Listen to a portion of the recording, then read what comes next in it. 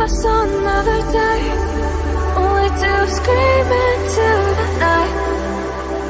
Nothing ever tries to change, even if I want to realize. 'Cause I've been sitting here, same old ways, taking off without the same mistake. Darling, when you go away, it won't be as simple for you.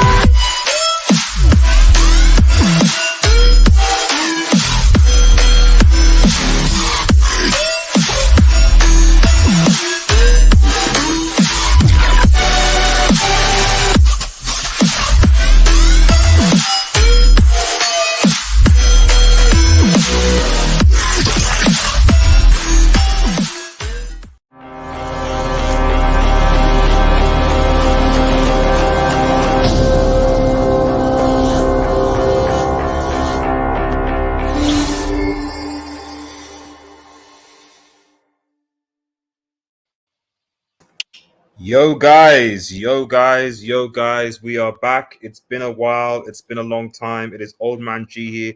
I'm joined with AD, and it is open. This is the United Forum. I used to do this show quite a bit. We've had a few months hiatus just due to busy and work and stuff, but it usually was every kind of Monday. It's essentially an open hangout where we basically discuss most of the kind of recent topics, highlights from today and over the weekend. So if you want to get into it, if you need to try to like, share, and subscribe to Red Devil Studio, follow us on Twitter, United X, smash the notification button for latest Manchester news and more. We have a lot of topics to talk about tonight, talking about Joao Felix, talking about Chelsea, talking about the Manchester and London derbies, talking about Gareth Bale, who's obviously officially retired as well, guys. But before we get into it, like I said, it is open. If you want to come on, if you are in the chat, I will pin the link to StreamYard in the chat. But first things first, AD, how you doing? Yeah, I'm great. Thank you for having me on, RDS. No worries. Always a pleasure, man. Always a pleasure. And before I get into it, actually, I'll do this at the start because I don't want to fit. So, but where can people find you, your channel, etc., etc.? Yeah, so my channel name is at 80 Summer for 4. On there, I try to cover as much football as I possibly can. It's very difficult because there's so much football going on in the world now and everything. So yeah, then obviously on Twitter you could also find me at rponda744. Awesome, thanks, Eddie. Appreciate it. Now let's basically get stuck into it because obviously the big news today, right now, is what basically you can see, and I'll just bring in. I think you see Damon in the back, so I'll bring Damon in the chat. Let's have a look. Okay, shout out to Damien Perez. Long time no speak, man. How you doing? Well, maybe he's there. We'll come back to Damon if he can hear me. But you're in the show anyway, right? The big news breaking obviously from David Ornstein and obviously Fabrizio is Joao Felix, Chelsea, Atletico Madrid. Joao Felix, Chelsea, and Atletico Madrid. So we're in a situation now where, according to Fabrizio, Chelsea and Atletico Madrid are now completing final details of Joao Felix deal as Blues want to be fast and get 100% sealed this week. Full agreement on personal terms as Joao has accepted the Chelsea move. They will cover his salary until June the 9th. So I think first things first, AD, obviously, being a league expert, obviously Damon here as well. So, but what are your thoughts on this this deal? Yeah, I think for me it's a good deal for Chelsea. They really need someone that could be that striker because I think that they've been struggling in the goal scoring department. And for Atletico Madrid, it's not really worked out at him over there. So maybe a loan deal at Chelsea can do him a good, and maybe if he does really well, he can Chelsea can get that buy option. So, yeah. Fair enough. Shout out to my Wasn't chat. What's up, man? We are going to be talking Manchester Derby this weekend, London Derby. So make sure you guys stay tuned. I mean, if I'm honest, I actually think this is a very bad deal for Chelsea, and not because I think that Joao Felix. Well, okay, no, I think for a few reasons. And it'd be great if there's some Chelsea fans on here, so to discuss it. So, but maybe that'll be later. But I think the big reason for me that I have concerns of this deal is that the first thing is And I think Fabrizio tweeted this before. Like we're talking about 11 million pounds, euros, whatever, for a loan deal with no option to buy. In fact, if I just go, let me just quickly go back. I'll scroll down. I think it was down here. Not Diego Dallo. Yes, here we go. Chelsea now in Vanstok signed Joao Felix on loan until fee will be more than 10 million euro with salary covered and taxes. Talks accelerated after injuries after last game. Exactly. So in a situation where you're basically paying what was probably going to be more than 11 million euros, um, including paying his salary for 6 months to a player with no option to buy. Um, and I assume, and on top of that, we're hearing reports that Atletico Madrid are wanting to get Joao Felix to actually sign I don't think it's signed. They want to trigger. I think they want to trigger his contract extension by a year, which presumably means that it'll make make it a lot easier for Atletico Madrid to sell him for a large fee onwards. So Yeah. from a business point of view, I think it's a bit odd paying that amount of money for 6 months to a player that's going to sort of go in 6 months' time. And then from even a Chelsea squad point of view, I'm thinking, well, hang on a minute. Like, do Chelsea need another player of this type when they can't score? Joao Felix is not a goal scorer. That's a big thing. And also, they Yeah. can't create.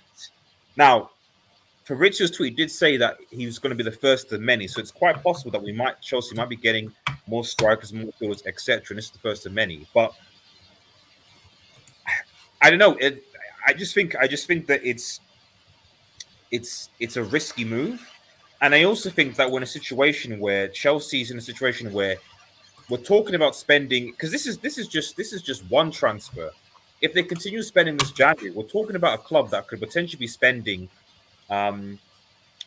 almost 500 million, between 400 to 500 million pounds in 1 year, and still finish not in the top four. I mean, I don't Yeah. know what do people think about that. I don't know.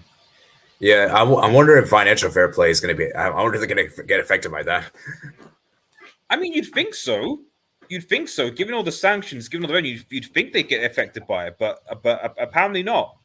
Apparently not. Apparently not. I have no idea. I mean, SMB says, "Yo, what's up? Shout out to you, bro, in chat."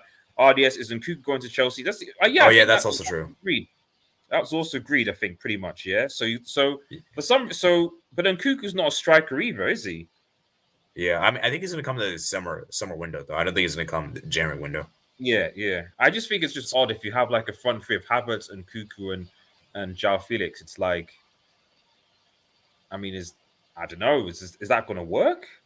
Yeah, I don't know. that's actually a good point, RDS. They have to sell some forwards. Like you can't just buy forwards; you have to sell some as well. So you expect that like Havertz would go, they've got Havertz, they've got I assume Aubameyang is done anyway. I don't think, but I mean Aubameyang, in fairness, is probably the only kind of in quote number 9 they have. If they sell Aubameyang, you've still got Sterling, who's probably going to stay. Havertz is there. I guess maybe Pulisic and Ziyech can be moved on because of their injuries and ability. I don't know, So, but Damien, what's the league? What are your thoughts on this move? Because I hear Joao gets a lot of negative press in La Liga as well. Yeah, can you hear me? We can hear you, Damien. Yeah, go for it, man. All right. I mean, this transfer is very interesting because, like, Felix he's one of those players that he strives on confidence, and he's very like wishy-washy in form. And I wonder what Potter would do. Like, is he gonna play him as a striker or as a second striker, like a cam? He could play like multiple positions. So, I mean, I don't think it was a good move for Felix. I would rather him prefer to go to United or Arsenal, a team that's that he could build confidence with. I mean, Ornstein said that he liked the Chelsea project. Damien, can you tell me what exactly the Chelsea project is exactly right now? What's the Chelsea project that he likes so much? I mean, it's just buying a bunch of players and seeing how it goes. So It's basically vibes. yeah, That's the project. You're saying Damon. The Chelsea project right now is basically vibes. That's the Chelsea project, basically, basically. and add like 10 more defenders in there. Well, that's exactly what I think. That's F2 Junior says. 15 defenders more coming. Well, I mean, Mo, what a shout to you, buddy. Really want to fix United, but I feel he's jumping from the frying pan to the fire. Chelsea is a mess at the moment. And then he says this Felix situation is either going to go really well or Kai 2.0. I mean, obviously, because AD and Damien, you watch the Liga more than I do, but like, how do you see Joao Felix actually fitting right now? I'm not talking about potentially. I'm saying right now, how do you see Joao Felix actually fitting in this Chelsea team? Does he fit? That's a good question because I think his best position is a striker, or a second Okay. striker, Okay. and so I guess he would be in the striker, and then for me it depends on what the wingers do because I don't think Felix alone can. He needs service. I think you know. So someone to sort of create for him, basically. Yeah. And is there anyone in this Chelsea team that you think that can actually do that? Mm, not really, to be honest. Damien, thoughts? Yeah, I think his best position is a second striker. Yeah, second striker. Yeah, or like a cam. Yeah. So Sadly, essentially, if Lukaku was back, for example, do you think that maybe like Lukaku and Joao could work together? I mean the touches I've been seeing of Lukaku and over there in Italy, it's not looking good. Oh, let Lukaku live. Let Lukaku. Uh, He's trying his best. You know what I mean? He's generally trying his best. So like, let's leave him alone. So that's me. So Chelsea can't develop, and also get your questions in, guys. What appreciate those who are watching. Make sure you like the vid. Chelsea can't develop talent. These young players aren't as bad as Chelsea fans make them out to be. IMO. Watch Chelsea get rid of these guys and end up doing better. I mean, that's a fair point. So I mean, anytime you see the Chelsea youth coming on, they look like they play with a lot more passion and enthusiasm, which I guess is what you do as a young player. I was actually surprised that I think that Chiku guy, who's probably the only him and Zakaria, probably Chelsea's two best players against City at Stamford Bridge, and for some reason they didn't start against City in the FA Cup. It was quite strange. Yeah. Here's a good question for everyone. I'll start with UAD. Is Felix a Potter signing or a Todd B signing? Yeah, for me, this is definitely a Todd B. I mean, Todd B. I remember one of the streams Michael was on. I think it was H. Was it here or HH? I forgot. I think it was HH. I shouldn't think about it. He said that Todd B loves to spend so much money on players. Like he loves to spend. So for me, I don't even know if Potter was even contacted about this. Like I think Todd B just is making the sign just to make the people happy, just splash the cash. So you think it's more of like he's noticing the fans upset. So it's almost like I know it's just, but almost like United in a way, where you're not spending any money, blah blah blah. We need to get this to this, and they were angry, and then you get the signing as almost a distraction. The Sanchos, the Ronaldos, etc., and people sort of be quiet. So is it almost that kind of situation where you think that it's more it's actually just a distraction as opposed to Todd B has a specific plan for the coach or Potter's heavily involved? Yeah, I think it's kind of like with United. I think they're just trying to make the sign just to make Chelsea fans happy, just to ease that tension, the short term. Damien, what are your thoughts? yeah, I think it's a Todd B signing. Yeah, I think it's just to appease fans, and especially since the like their attack hasn't been great. So I think he just bought like any up and coming talent in the attack and just said, oh, okay, let's just splash this money. And then that's what I think that's what they did. we've got the big Don in. Don Smokes in. Let me just go. Let me just bring in Don, buddy. How you doing?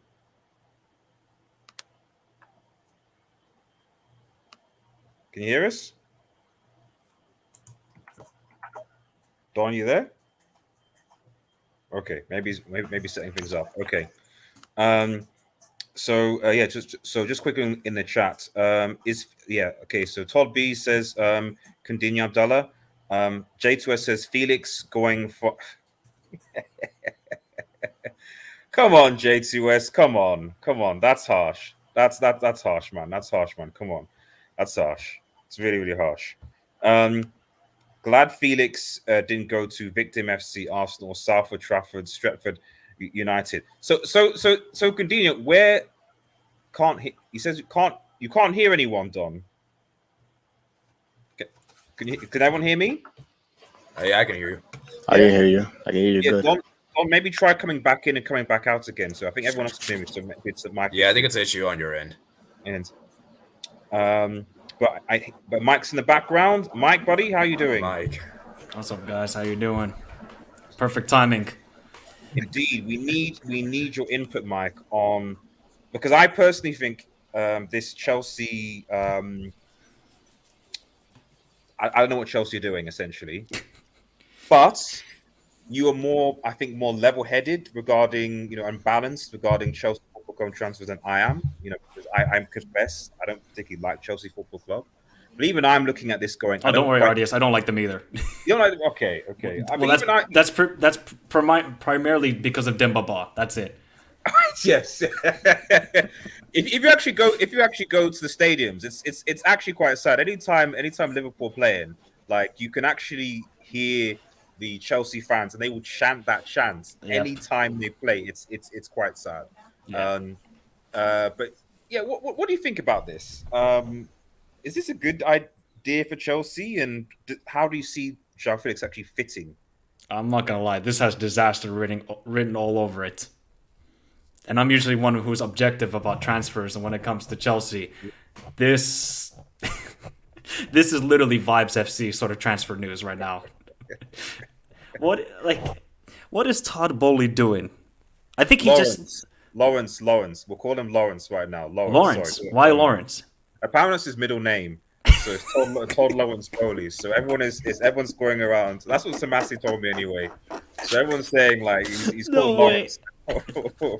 So Lawrence is moving mad. So I've started calling him Lawrence from now. So okay, Lawrence is having an absolute mare right now. So you're gonna sign Joao Felix. You're gonna pay 10 million, and you're gonna cover his salary and taxes. For what reason? And apparently, Joao Felix said he's happy about the project and he's excited about it. What project? That was my question to AD and Damien. I was like, and Damien put it point. It's like I don't know. Is this like a vibes project? Like This is definitely a vibes project. I think he's going there because there's not much pressure for him to perform. Okay.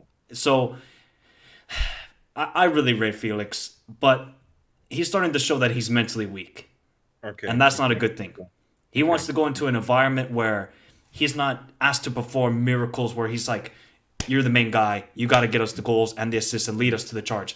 At Chelsea, they can comfortably finish 7th or 8th or 6th, wherever they may finish this season. He can score 3 goals, 3 assists, collect this paycheck, have a nice photos. Mike. They've said that this is the first of many transfers of January. So are you saying it's quite possible that Chelsea spend, because right now they're pushing about, it's definitely more than 300 mil.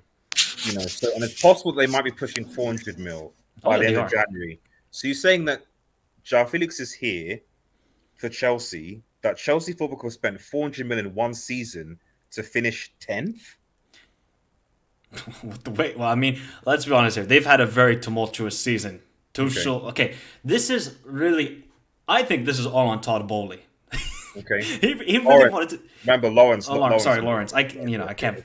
So Lawrence really said, I'm going to come into football and just create the most havoc scenario you guys have never seen before. And we are seeing it in our own eyes at the moment. He is making weird transfer after weird transfer after Target being linked to other teams and saying, I'm going to go for him. Mudrik, 80 million. We're going to try and get you. Come here. We got an exciting project. Joao Felix, come here. We know you don't have the greatest time at Atletico. We have a good project, so-called, here at West London. Come here. Let's see how we can do. I don't think this is... Well, you said knowing Todd Bowley, and obviously in the chat, I'll get some of your comments in a second, guys. Get your questions in as well, by the way.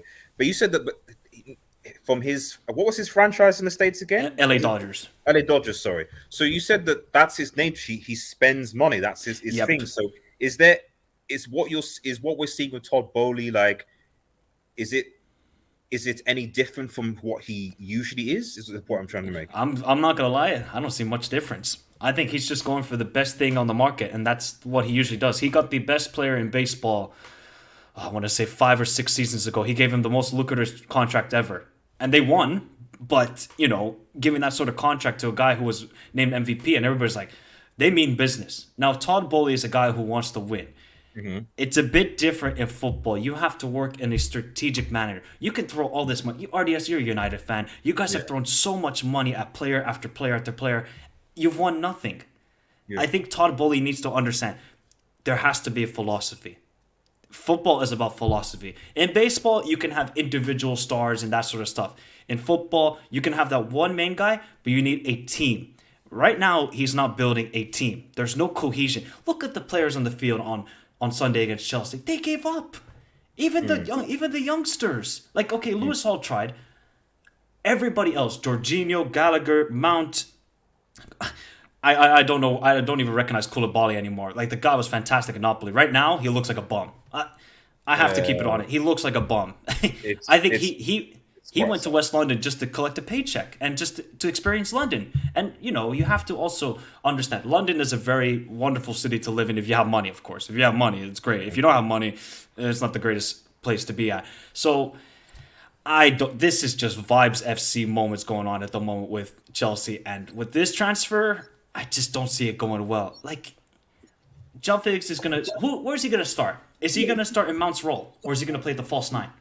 That's what I want to know. Do you think this is a Potter signing or a Bowley signing? Someone asked that question in the chat, actually. Exactly.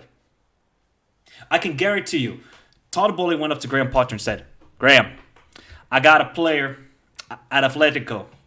His name is Joao Felix. I'm going to sign him. He's going to be a Chelsea player next week. Graham's like, huh? Who's going to come? Joao Felix. Graham, don't worry. He's going to be a Chelsea player. I'm going to give him all the money. You're going to make it work. And Graham's like, yeah, I guess. Because he looks like a yes-man manager. He doesn't scream to me as a leader or a ruthless guy. Pep is a leader. Klopp is a leader. Mourinho's a leader. Arteta is a leader because you see what Arteta does. Gets rid of the bums in his club and brings in players that fit his philosophy. Right now, Graham Potter seems like a manager who's just listening to what Todd Bowley likes to see on the market and just going with it. So, I don't know. I think this is a disaster. Don, you want to say something? Go on. I doubt he even use a term player. He probably was like, it's like, hey, yo, Pot. Probably calls him Pots. Hey, Pots. What's up? He's like, I got you another one. Right. And Pots is probably like, who is it this time? He's like, nah. Joao Felix is like, World Cup player. It's like, what am I supposed to do with him? Come on, figure it out, man. You're the man. High five each other, and then that's it. That's they have a handshake, they have a tea, and they say, "Oh, we're gonna make it work. Don't worry about it." And probably shout London Cowboys together, and then they leave, and that's it. Oh dear. Don, like, what do you think about this whole, like, basically what you just said? I assume you think this is a Vibes FC move, but, like, do you think it's gonna work? Like, what are Chelsea doing? Is HH in the mud? That type of stuff. You see, Arias, like, if you've been in prison for a very long time, right? And then they're like, we're gonna release you. Like, you won't care which city they're taking you to. Just like, get me out of here, right? So from Felix's point of view, it's more like it's better than where I'm at, wherever I'm going, right? Mm-hmm. Like, it's like a new chance at life. Like, anything is possible. Mm-hmm. Even if they said West Ham to him, I'm sure he'll be like, okay, wherever in London that is, it's fine. Just take me there. Could be Don, come Fulham. on. West Ham. No, no, Come on. no. Like there is no project. Let's be honest, right? This is not a Mm. footballing decision. It's more like a chance for him to revive his career. That's how he sees it. It's like more like because I see another good player is about to be ruined at Chelsea, right? Almost every signing that came to Chelsea, they were doing well prior to coming there. Look at Havertz. Havertz was the hottest property in the Bundesliga before coming there, right? That's why I even feel for Nkunku. Like God knows what's going to happen to him, right? If he might have to play right wing back, because at the moment it's like they're just trying to shoehorn, right? Just you anyway. Because now the thing is this: you have Sterling, right? Who's probably like the natural winger there, right? You got Mount, who is we're not sure if he's a midfielder or if he's a forward. God knows. They just put him wherever. You have Cocaine Gallagher, who's a presser as well. There, man. You have Havertz. You have Aubameyang there. You have Ziyech. It's a mess, literally. Because I think for Felix going to United would have been a better move because at least you know where you could play. At Chelsea, I don't even have a front line. It's just forward players. I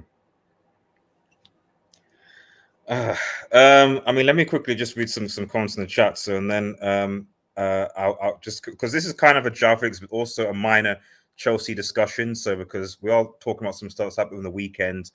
Obviously, Don, good you're here. Chelsea. Was it circumcision or lubrication for Chelsea? I'm not sure what the definition is. 4-0. Yeah, lubrication is only 3. Yeah, so just circumcise them a bit. So we'll talk about that and probably talk about Bale retiring. So Abu says, "Oh yeah, I read that case." AD, shout out, bro. Mo Wada. Yes, we can hear. Okay, yeah. So SME says, "What if Felix is used in the midfield?" Says SSB. It becomes a Harvard situation, right? Because Felix is more of a support striker, right? When you look at it, right? Worst case number 10, but you want him just behind the striker. But now when you have no striker, what happens? Yeah. But is Joao Felix? Could Joao Felix play as a creative midfielder? Is he really that type of player? He can play like that. Yeah, he's like I see him like a Dybala. You see Dybala. Okay. Yeah. I feel like they have a similar kind of profile whereby they can float around anywhere around the front line, but they don't like to be static, like on a wing. Don't put them. Let them float and do their thing just behind the striker. So then if he's got to be a Mount replacement then, surely. Yep, that's how I see it as. It's got to be a Mount replacement. So you assume because there's no way that because from what I can see, obviously Chelsea do need to sign midfielders, but they've obviously got injuries with their forward players as well. So you can't play him on the wing, i.e. replace like a Pulisic that's out or be back or Sterling that's out, even though you need another winger in that position. So you have to play him as an additional midfielder. But I don't know. I don't know whether that fixes. Or maybe it does. Maybe it does. Maybe the thing is this, right? Maybe I think their biggest issue is a striker. Because if they had a proper striker, they would play a 4-2-3-1. Because the Zach with Kovacic was actually a balanced midfield, right? And then you can have Felix in front of them. But then now you need a striker. That's the issue. Yeah. Yeah, and you're not playing Aubameyang. Exactly. No. So are you gonna? So now the issue is you can't play as well. I feel as if you play Havertz with Felix, they'll get in each other's way. Yeah. Okay. Because the movements are similar. They both want to play off someone. Okay. Dizzy, shout out to Dizzy man says Simeone is free RDS. Let's go. Wait, Dizzy, who's an Atletico Madrid fan. So you're saying that Joao Felix, who's free? So you're saying that Joao Felix was holding back Atletico Madrid? I watched Atletico Madrid yesterday, man. Dizzy, relax. Although Felix was pretty bad yesterday. He was very bad. Very bad. Continue says Stamford Bridge should be renamed the brothel. Well, we'll see. We'll see if they start performing. I'll take it. The free sponsors. Oh, J2S, man. I mean, you don't have to do my boy like that. You don't have to do Joao like that. Come on, J2S, man. Come on. We need some positivity, man. Come on. It's this is Felix' best ever season has 8 goals in 24 games. Aging Falcao, who was in and out of the squad, had 6 goals in 22 games last season. Yes, but the Premier League is different. I don't know if that's supposed to that's better, but the Premier League is different. Is he gonna do on a physical league? Yeah, I think Darwin Noodles, right, thrived in that league. That should tell you everything, right? I mean, he scored against Wolves, Darwin Núñez. But that was more of a pass. It was more of a pass. The ball hit him. I don't think he hit the ball. The ball hit his foot. Don't give him his praise. He actually scored a goal. Had he hit the ball, it will probably hit the corner flag or someone. He's lucky the ball hit him. This guy can't catch a break. Oh yes, I've read that out already. Lawrence convinced Felix of Emil. I mean that's a possibility. That's definitely a possibility. Shout out to Abdullah. Iran says, big up to this channel, smash a like. Via Chelsea Hijack FC history, all in transfers, Guinness squad record. Oh, so no, it's not been hijacked, has it? As in, are you saying Chelsea are Hijack FC, or the players get hijacked from Chelsea? I think that they are Hijack FC, that they go for everybody's targets. Oh yes, okay, yeah. And it's because in the summer, Barca were doing the same thing to Chelsea, but actually now they seem to just be, they're linked with obviously the Modric guy from Arsenal. I don't know whether they're still going to get him. They seem to be like even Marcus Thuram. I was like, hang on a minute, Chelsea were linked. So it's like any player that seems to be that that just seems to be in the press. But it's like all of they transferred. Like look at Cucurella, like Koulibaly as well. Probably wasn't first choice when Barca wanted him. They're like, okay, there's actually a centre back. Then Cucurella. Oh, we finally get the replacement for our injured left back called Chilwell. They go and get Cucurella. So now the thing is, you can actually use that as a strategy to just target someone who you don't want, and Chelsea will go for him. So wait, Don, are you saying that if I say, well, we want to give Maguire a new contract, so that Chelsea would be like, right, okay, Koulibaly's past it, Thiago Silva's past it, Maguire might be going for 50 mil, and Toby's like, yeah, English and betting football, let's go for the defender, something like that. Is that what you're saying, Don? No, I don't think Maguire is a good example. Like, no one really. No, okay, Don. Even Todd B can see through that one. Don, to keep it a stack, is Maguire really having a worse season than Koulibaly is? I think no. The thing is this: the cameras are just fixed on Chelsea right now. That's why you're seeing all the mistakes of Koulibaly, whereby reverse the same situation at United. If you play Maguire recently, it'll be a new highlights reel. So there's not too much of a difference when I see it. At least he's not scoring on goals and running through his own teammate. Did he? I thought there was some anyway. I remember there was something that he did that stuck out to me. It wasn't an own goal, but was it flick or something in a high game? But it's fine. Who is part of this game? I think it's a good idea. I'm questioning who's around this guy. He needs to wake up. So Nkuku, Fofana, Felix, and midfield still dead. Well, we're saying Joao might play in midfield. Shout out to the match from AD invited me. Thank you, AD, and thanks, Matt. Felix would be a brilliant bonus for Chelsea. And then Dizzy says Felix isn't creative enough to be a midfielder. As an Atleti fan, you don't think he's creative enough? And said no, he can't. You all okay? So basically, you're saying Dizzy, who's an Atleti, is just saying that he can't create. You guys in for a treat. Dizzy, Chelsea can't be as bad as they can. Okay, maybe I'll ask this to the panel actually. So, sorry. Let Todd B know that De Boer is a World Cup winner. Dizzy, relax. He's a World Cup winner. Can Chelsea? And I guess because we're essentially reviewing the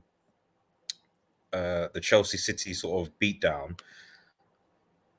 Can Chelsea get any worse? Maybe. Just, anyone Yeah, can yeah. anyone can chip in. Yeah. No, they can. Go ahead, don't smoke. No, like the sky is the limit. Trust me, right? The sky blue, right? The thing is this, right? I feel as if Pep took it easier because we play on Wednesday. That could have been a 6-0 game or 5, right? Okay. Because it was 3-0 at halftime, and we just took our feet off the pedal, right? We're like, okay, you know what? Let's just control the game. Because the thing is this, right? Apart from Kovacic, right, and Thiago Silva, man, without those two, I feel as if you would have seen worse results, especially Silva, right? Silva, even when we played when we were at the bridge, right? I think he handled Haaland better than would it have been Koulibaly and someone else, right? So I think is that thing of whereby you see having Ellison in goals, make your defense look better than it actually is, and that's they totally dysfunctional. Like they could have the ball for 2 games and they probably wouldn't find a way to score a goal unless it's an own goal or some set piece. So, and it's not something that you just fix. I think it's a cohesion issue from the back to the front line, right? So it's, man, they could get worse. Mike, you said you wanted to go into it, and then AD and Dana. This could get bad for Chelsea. This really could. I mean, How bad? How bad, Mike? How bad? I'm just thinking that they're going to finish 9th or 10th now if they don't improve drastically, because they have a lot of games coming up in January, February, like a lot of teams do, of course. So if they don't fix up now, I mean, okay, so I'm Some looking Chelsea at fans may say we'd rather finish 10th than finish 7th in the Conference League. fair enough, but they're missing out on trains running in the background in the Gibraltar Rock, so they're missing and stamps on the passport. You always want that RDS, don't you? That is true. That is I'm true. looking at their schedule. They got Fulham away, then they got Crystal Palace at home. I would imagine that they could beat at least Palace at home. Yeah. Then they got Liverpool away. I mean, with that game, it's 50-50 in my opinion because of how Liverpool have been playing this season. Then they got Fulham at home, West Ham away, Dortmund away, Southampton at home, should be a dub, and then Tottenham away. Okay. It's not going to get easy. Like this could honestly get worse. I could see maybe 2 wins in their next 6th or 7th, 6 or 7 games, Okay. and they only have one. They only have one win in their last 8. That doesn't put them in top 10 either. Because if you're winning 2-6, that's putting you at the very least in the bottom half of the table, possibly like less, like around 13th maybe, if you're only winning next to another. Because obviously Brentford are doing their thing, Brighton are doing their thing, Fulham are doing their thing. But I would imagine that those teams will start fading away as well. We always see this, they do well for the first half of the season. We always see it, Brighton, I think were like 7th or 6th last season at this stage, and they faded off. So I can imagine that these teams will also fade off because it's just they don't have the squad. But it just seems like these players have given up as well. Already on the manager. It's been less than 4 months with Graham Potter, and they're already giving up on this guy. Clearly, But Mike, would you blame them though, Mike? Right. Think about this, right? You're a player who's won titles, right, or cups, right? You based on your experience, you can see you in a dire situation, and there comes this manager who's won nothing. He has no track record, and he's telling you how to turn the shit around. But Don, what was the excuse for losing to when they had Tuchel to Dynamo? No, but and at the end Leeds of the 3 day, now. And no, but Leeds. but the Champions League is still the Champions League, right? There's a reason why these teams are there. Like, Don. no. It was Dynamo. The thing is this, right? At the end of the day, football is They're football. not even top of the league in their league, Dynamo. Come on. No, but it's like Frankfurt. Like when Frankfurt beat Barca, then it's our matchups, right? Football is still football, right? And if you're not on your best, the best teams could lose. You could lose, right? So you're not playing bums. You're playing some. And Croatian players are technically good at the end of the day, and you see it in the World Cup, whereby some player you don't know of the name, they have enough technical ability to beat up Brazil. Not the whole squad was. You see what I'm saying? So, Of course. but no. Put this in a work situation, right? You work for a company, right? Your company is going down under. In comes a new CEO, CFO, who has no track record of turning things around, and he's like, "Oh, guys, don't worry." you can see the ship sinking. It's like, no, don't worry, we got this. You'd be like, dude, don't undermine my intelligence, right? What's your track record of turning things around? And if you have none, then how do you give this? Let's take a Sterling, for example. He's won 4 or 5 league titles, managed by someone whose probably best scenario is finishing maybe 8th. And he's telling you, like, no, this is how you turn things around. It's like, based on what? Oh, I got the data guys. I got the data analyst guys. And we ran a good shop. We ran a good shop in Brighton. You're probably going to laugh at him. So it's not a simple situation for Potter. And, Potter has never come into a job where he's expected to get results. It's all about for him building projects. Östersund, Swansea, Brighton. There's no expectation to get results. He brought Östersund from the 3rd division all the way to the top and winning their first ever major trophy. So he's never been in a pressure moment. And you're kind of seeing the sort of negative side of Potter where he's not really taking accountability with his team. He's saying, oh, yeah, these players are doing okay. Maybe we'll try about good next time. Guarantee you, Klopp, Pep, or Mourinho will come into the next interview after that 4-0 drubbing and say, we were not good enough today. We deserve to lose. And Potter's saying, you know what, there's excuses. I rate the manager. I think he's very good, but it's going to take time with him. It's just going to take time with him. He just doesn't seem... But maybe that's what Lawrence. Maybe that's what Lawrence wants in the first place. Lawrence didn't want a manager that would deliver result. Like I could tell, for example, that Lawrence would not get on with Conte.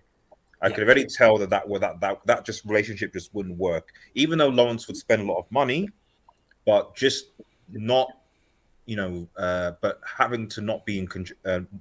It comes across a guy that needs to be in control.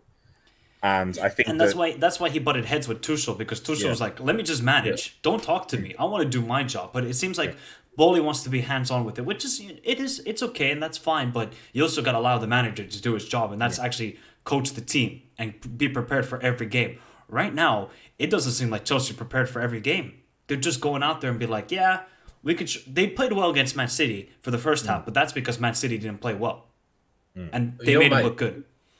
Mike, to add, I think another example is Klopp with rebuilding a team. Look at Liverpool, right? We saw that Dortmund, right? Like these are different skill sets. That's what people don't understand. You may be good at something, but a certain situation is not something you've mastered, and we're seeing it, right? That doesn't mean you're a bad coach or bad manager. It just means that is not it's not your thing. It's not your forte. And same thing with Potter. He may be good at rebuilding, but when there's less pressure and expectations. Yeah. Whereby look at Liverpool fans, how they're going on Klopp, and this is the guy who's given them the best years. And that's how it is at your big clubs. In a moment, people can forget what you've done for them. They're like, hey, you haven't performed for us recently. Now, if Klopp can be getting that kind of stick, and I imagine Potter who's done nothing. Yeah. How worse? He's under big pressure. So, yeah, look, it's going to be tough times for Chelsea ahead, and I'm here for it because I don't really care for the club, even though I'll be unbiased on my channel. But on other channels, I'll be very shameless in saying I'm loving every single minute of this because they have given me torrid times as a Liverpool fan, even though we've given them torrid times as well. But right now, I'm loving it because I pray that they go to the Conference League. Oh, that would make me so happy. Nice. Not even qualify for Europe. I don't even care about that. Qualify for the Conference League and feel the burn. Yes. I hope Felix get injured after his Chelsea presentation. Oh, don't say that. No, you can't say that, dog. No, you can't say that. I'm here for those years, man. You should join that injury list, man. And he doesn't have the best injury record. It would be sad. It would be sad. You know what's actually funny, RDS? They have a lot of players and rumors of transfers going in, but no players leaving the club, which I find funny as well. Yeah.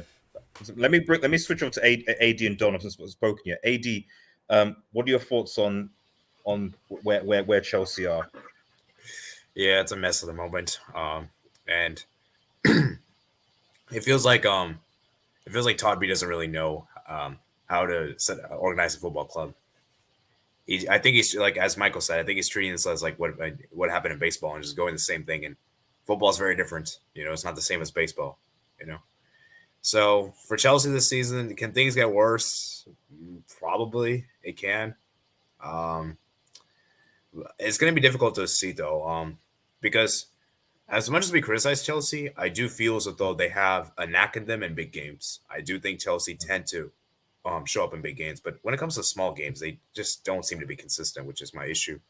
So, like showing up in big games is just not going to be enough for like a top half finish, you know. So That's fair. That's fair. I'll quick go to Damon. I'm just gonna look at some comments. And I'll go to Damon, and then we'll just have a quick conversation about Bale, and then we're gonna preview the games of the weekend. So SMB says, yeah, I agree with Don Smith about the Dybala comparison. SMB says Koulibaly has been decent in UCL though, so I'll give him that. Fair enough. AB says big up RDS. Fabrizio says think Chelsea aren't sure what they want or what's happening to the state of football they are playing. Fair point. Big up Eddie Football Waffle. Make sure you subscribe to his channel. And big up to the special panel, RDS, Michael, AD, and the other guests. Hit the like, everyone. Matt says, does Kovacic still play well for Chelsea? If so, he should definitely stay. Yeah, I don't think everyone has an issue with He's by far their best midfielder. Yeah. Eddie Football says, yeah, Chelsea can get worse if the senior players don't put effort in. Some of them have been really bad. Hashtag Aubameyang. Hell no, not 10. I think AB's a Chelsea fan, I think. I'm not, I think he is. Vader Game, shout out to Vader, man. Good, hope you're doing well, buddy. Large up the plano, great listen on the commute home. Thank you, buddy, for tuning in. I need to get you on the show. I need to get you on the show. Actually, it'd be good. We need more Man City fans. If I'm honest, I've not seen as many Man City fans together in one place than on this channel. But more Man City fans, the better, man. The more Man City fans, the better. RDS, they were. Sorry, RDS. They were pretty quiet during the World Cup, weren't they? Yeah, it was a bit strange. It was a bit strange. KDB was interesting, So, but anyway, we won't dig up past comments. Chelsea need a goalkeeper, full back to centre midfielder Felix and Kuku, and a number 9 like Patrick Schick, says the Matt's channel. Jado says, is it true it's a 6-month loan with no buy option? From what we read so far, yes.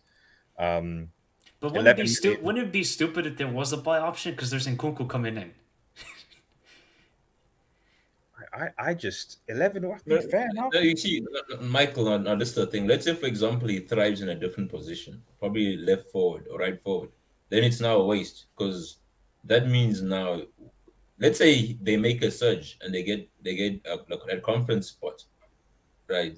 So then now it's more like, okay, so whatever we've done now, we need to find another player who can fit that profile. So it's like. Let me give it for the rest of his comments because some interesting ones coming in. The biggest problem with this squad is the mentality of the players. I don't disagree with that.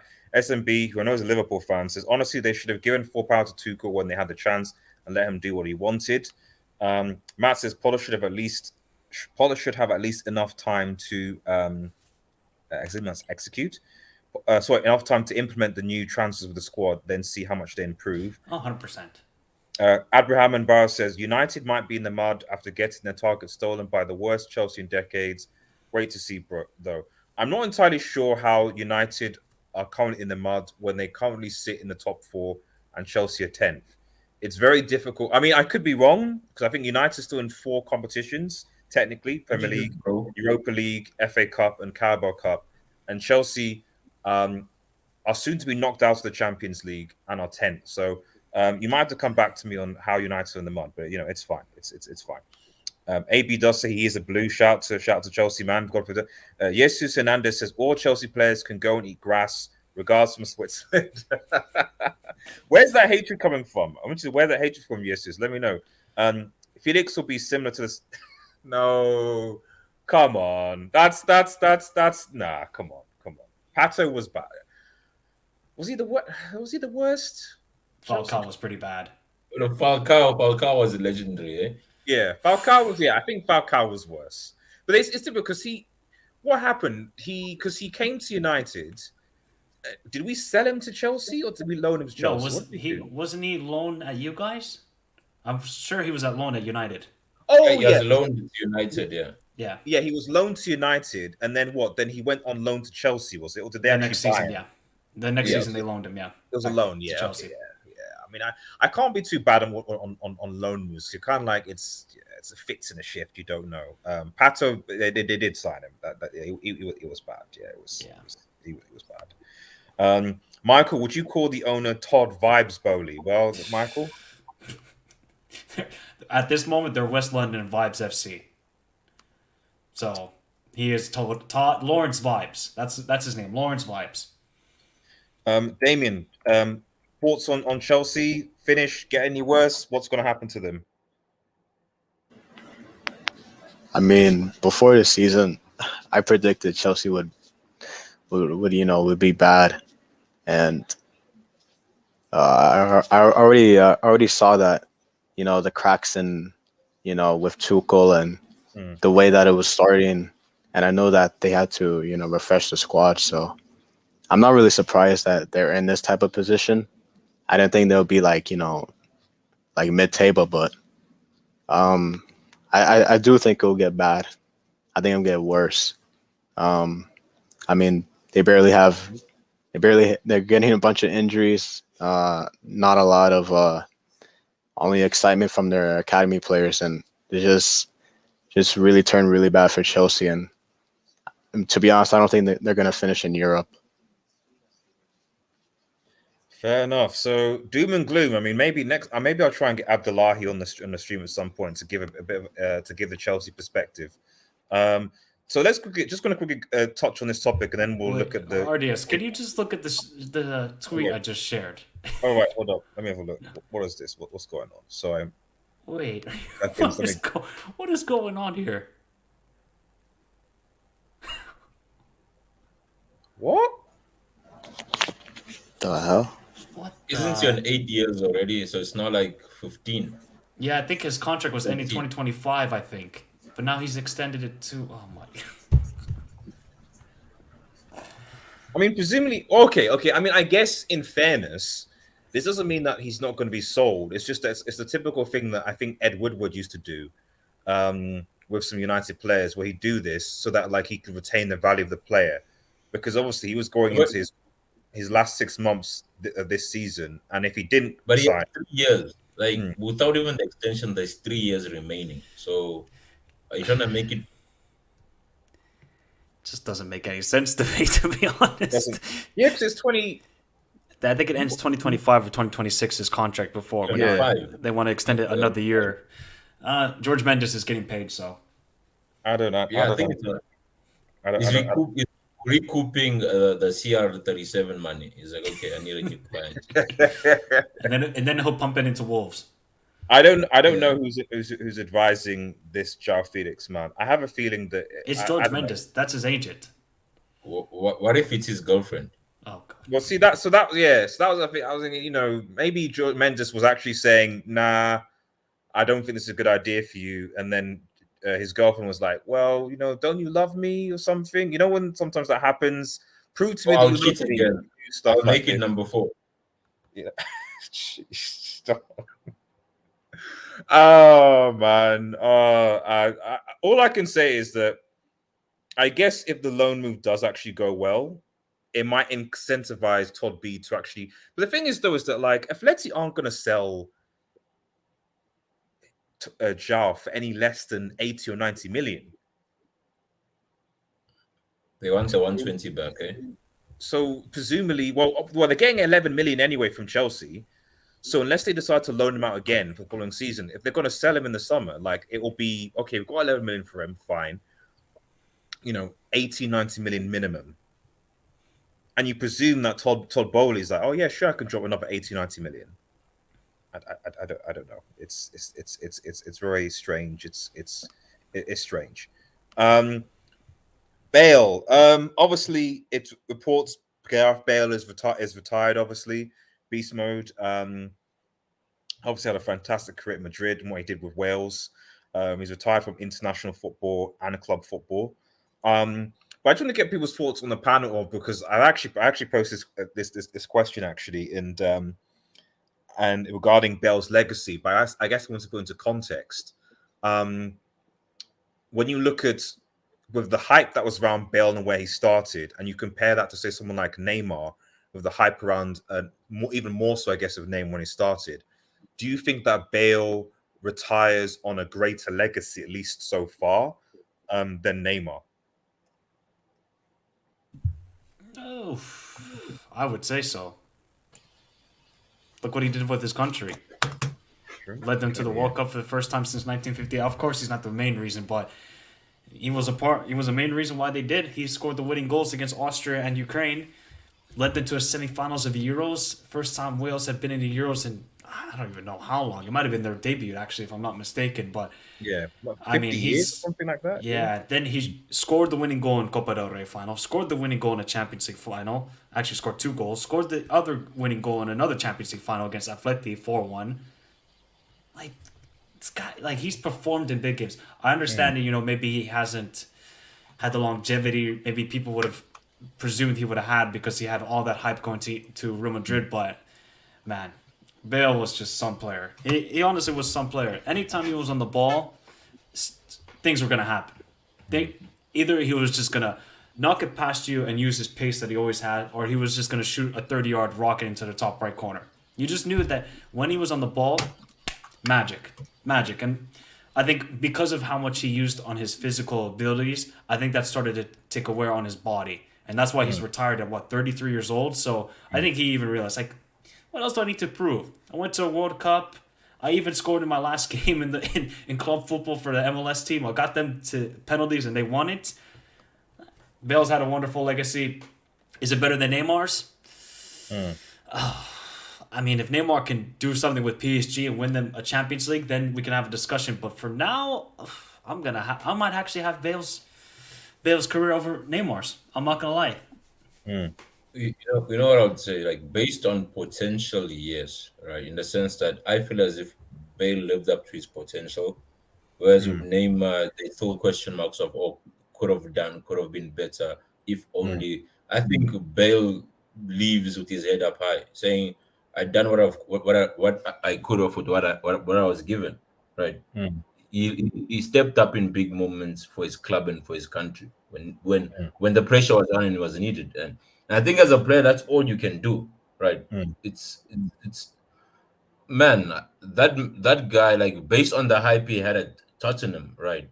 I feel as if he lived up to it, right? And more, right? Because I don't think you'd expect a guy leaving Tottenham to get bigger headlines than a CR7 at Madrid.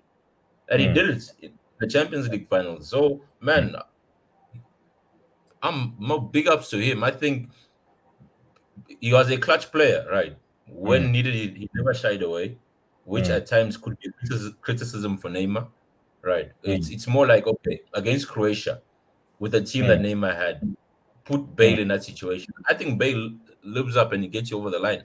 We've seen him do it. So yes, legacy-wise, man, as a British player, trust me, he's an all-time. Oh yeah. There's very little. I mean, there may be a few, maybe one or twos that maybe, but they were like ages ago. Maybe talking, maybe George Best, possibly. In our lifetime, John. In our lifetime. In lifetime, yeah, as exactly. So then, no, I can't think of many British players that have achieved the level that Bale has. Think of your Rooneys. Think of your Rooneys and all players that had that kind of pedigree. What did they do for the national teams? Right? Did they ever get England over the line? No. Yeah. What Bale did to get Wales to semi-final, like for me, there's no excuse for with a Leicester team. There's no excuse for any of the English players. Gerrard, Lampard, Rooney, all the rest of them was like, there's no. I know it's about chemistry as well, and you could see with Wales there was a clear family there. Like he loved playing for it. There's a clear family. There was a clear push, so there. But even still, it's like if Bale can drag Wales and the team to a semis, there's no reason why England, at least of those golden generation players, couldn't have done something similar. I see some like Abdi Rahman. Thank you for tuning in. He says that how many iconic moments does Gareth Bale have compared to Neymar? Okay, Neymar has the 6-1 against PSG. Can somebody name me another iconic moment Neymar has in his career? Because I can give the dives he's been pulling off. Because I can give you hat trick at the San Siro by Gareth Bale when Tottenham were 10 men. I can give you the Copa del Rey final goal. I can give you 2 Champions League final goals. That's at least more iconic moments than Neymar has. Yes, maybe he doesn't have the tech and doesn't have the talent as Neymar. Neymar is one of the most talented footballers we've ever seen. But at least Gareth Bale produced it in the big moments. And we always remember about the big moments with players. Gareth Bale did that. So I would say, you don't just score a bicycle goal by fluke. It's technique. And the header. And the And the header. header against Bayern Munich, and the header he scored, was it I forgot who, Atletico? Yeah, Remember Atletico in the when he, Champions League final. Atletico. yeah, that header, man, like, and to Mike's point, that's what makes it more special, because he didn't have the talent that Neymar had, yet he showed up and produced the minerals. AD,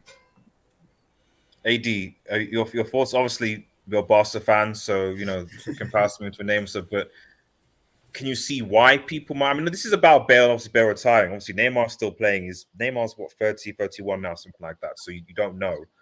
But I try to use Neymar because it's trying to put like Bale's like legacy into kind of context, and he's really the only other because you can't put Bale on the Messi, Ronaldo, Zidane, all that sort of territory. But in terms of someone that's currently playing, I'd say maybe Neymar could be someone that you could put that was a contemporary alongside him in terms of comparison. So is it fair to make that comparison that Bale probably has a greater legacy so far than Neymar does? Yeah, I would say so. Like as Michael said, like Bale's got so many iconic moments, and I feel like for me, I think Neymar even knows himself. He's been a disappointment. He's not really lived up to expectations. Like only one Champions League with Barca, not really won any major international trophies. I know people are going to say the Olympics. That's not really major though. And I know the same is kind of true for Bale, but he at least did more, and he was able to do more things with Wales than when Neymar's in for Brazil. So I would still say, like, in terms of players though, I still think Neymar is better, but I think in terms of career wise and who's got better legacy, it's got to be Bale for me. Fair enough. Let me just quickly read some comments and then we'll go on. So Vader shouts, Vader games again. Man, great to see the R&R it's back to United and not loaned out to Real. The January transfer window is still out, by the way. So we'll see what happens about that. How do you go on loan when you're in the top four? All I'm saying is the January transfer window, like, it officially closes. So right now you're still negotiating.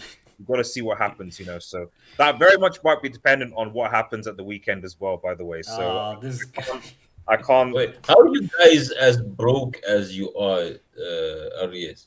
Yeah. Did you guys lose on broke? How is United broke? Well, it's very easy actually. You overspend for players every single season, and then when you go to the bank and you try and withdraw money, the bank says you're over your limit. That's basically the long and short story of it. So card decline. Sorry, you can't borrow any more money. That's essentially where United are right now. Wait, so you guys don't have an overdraft?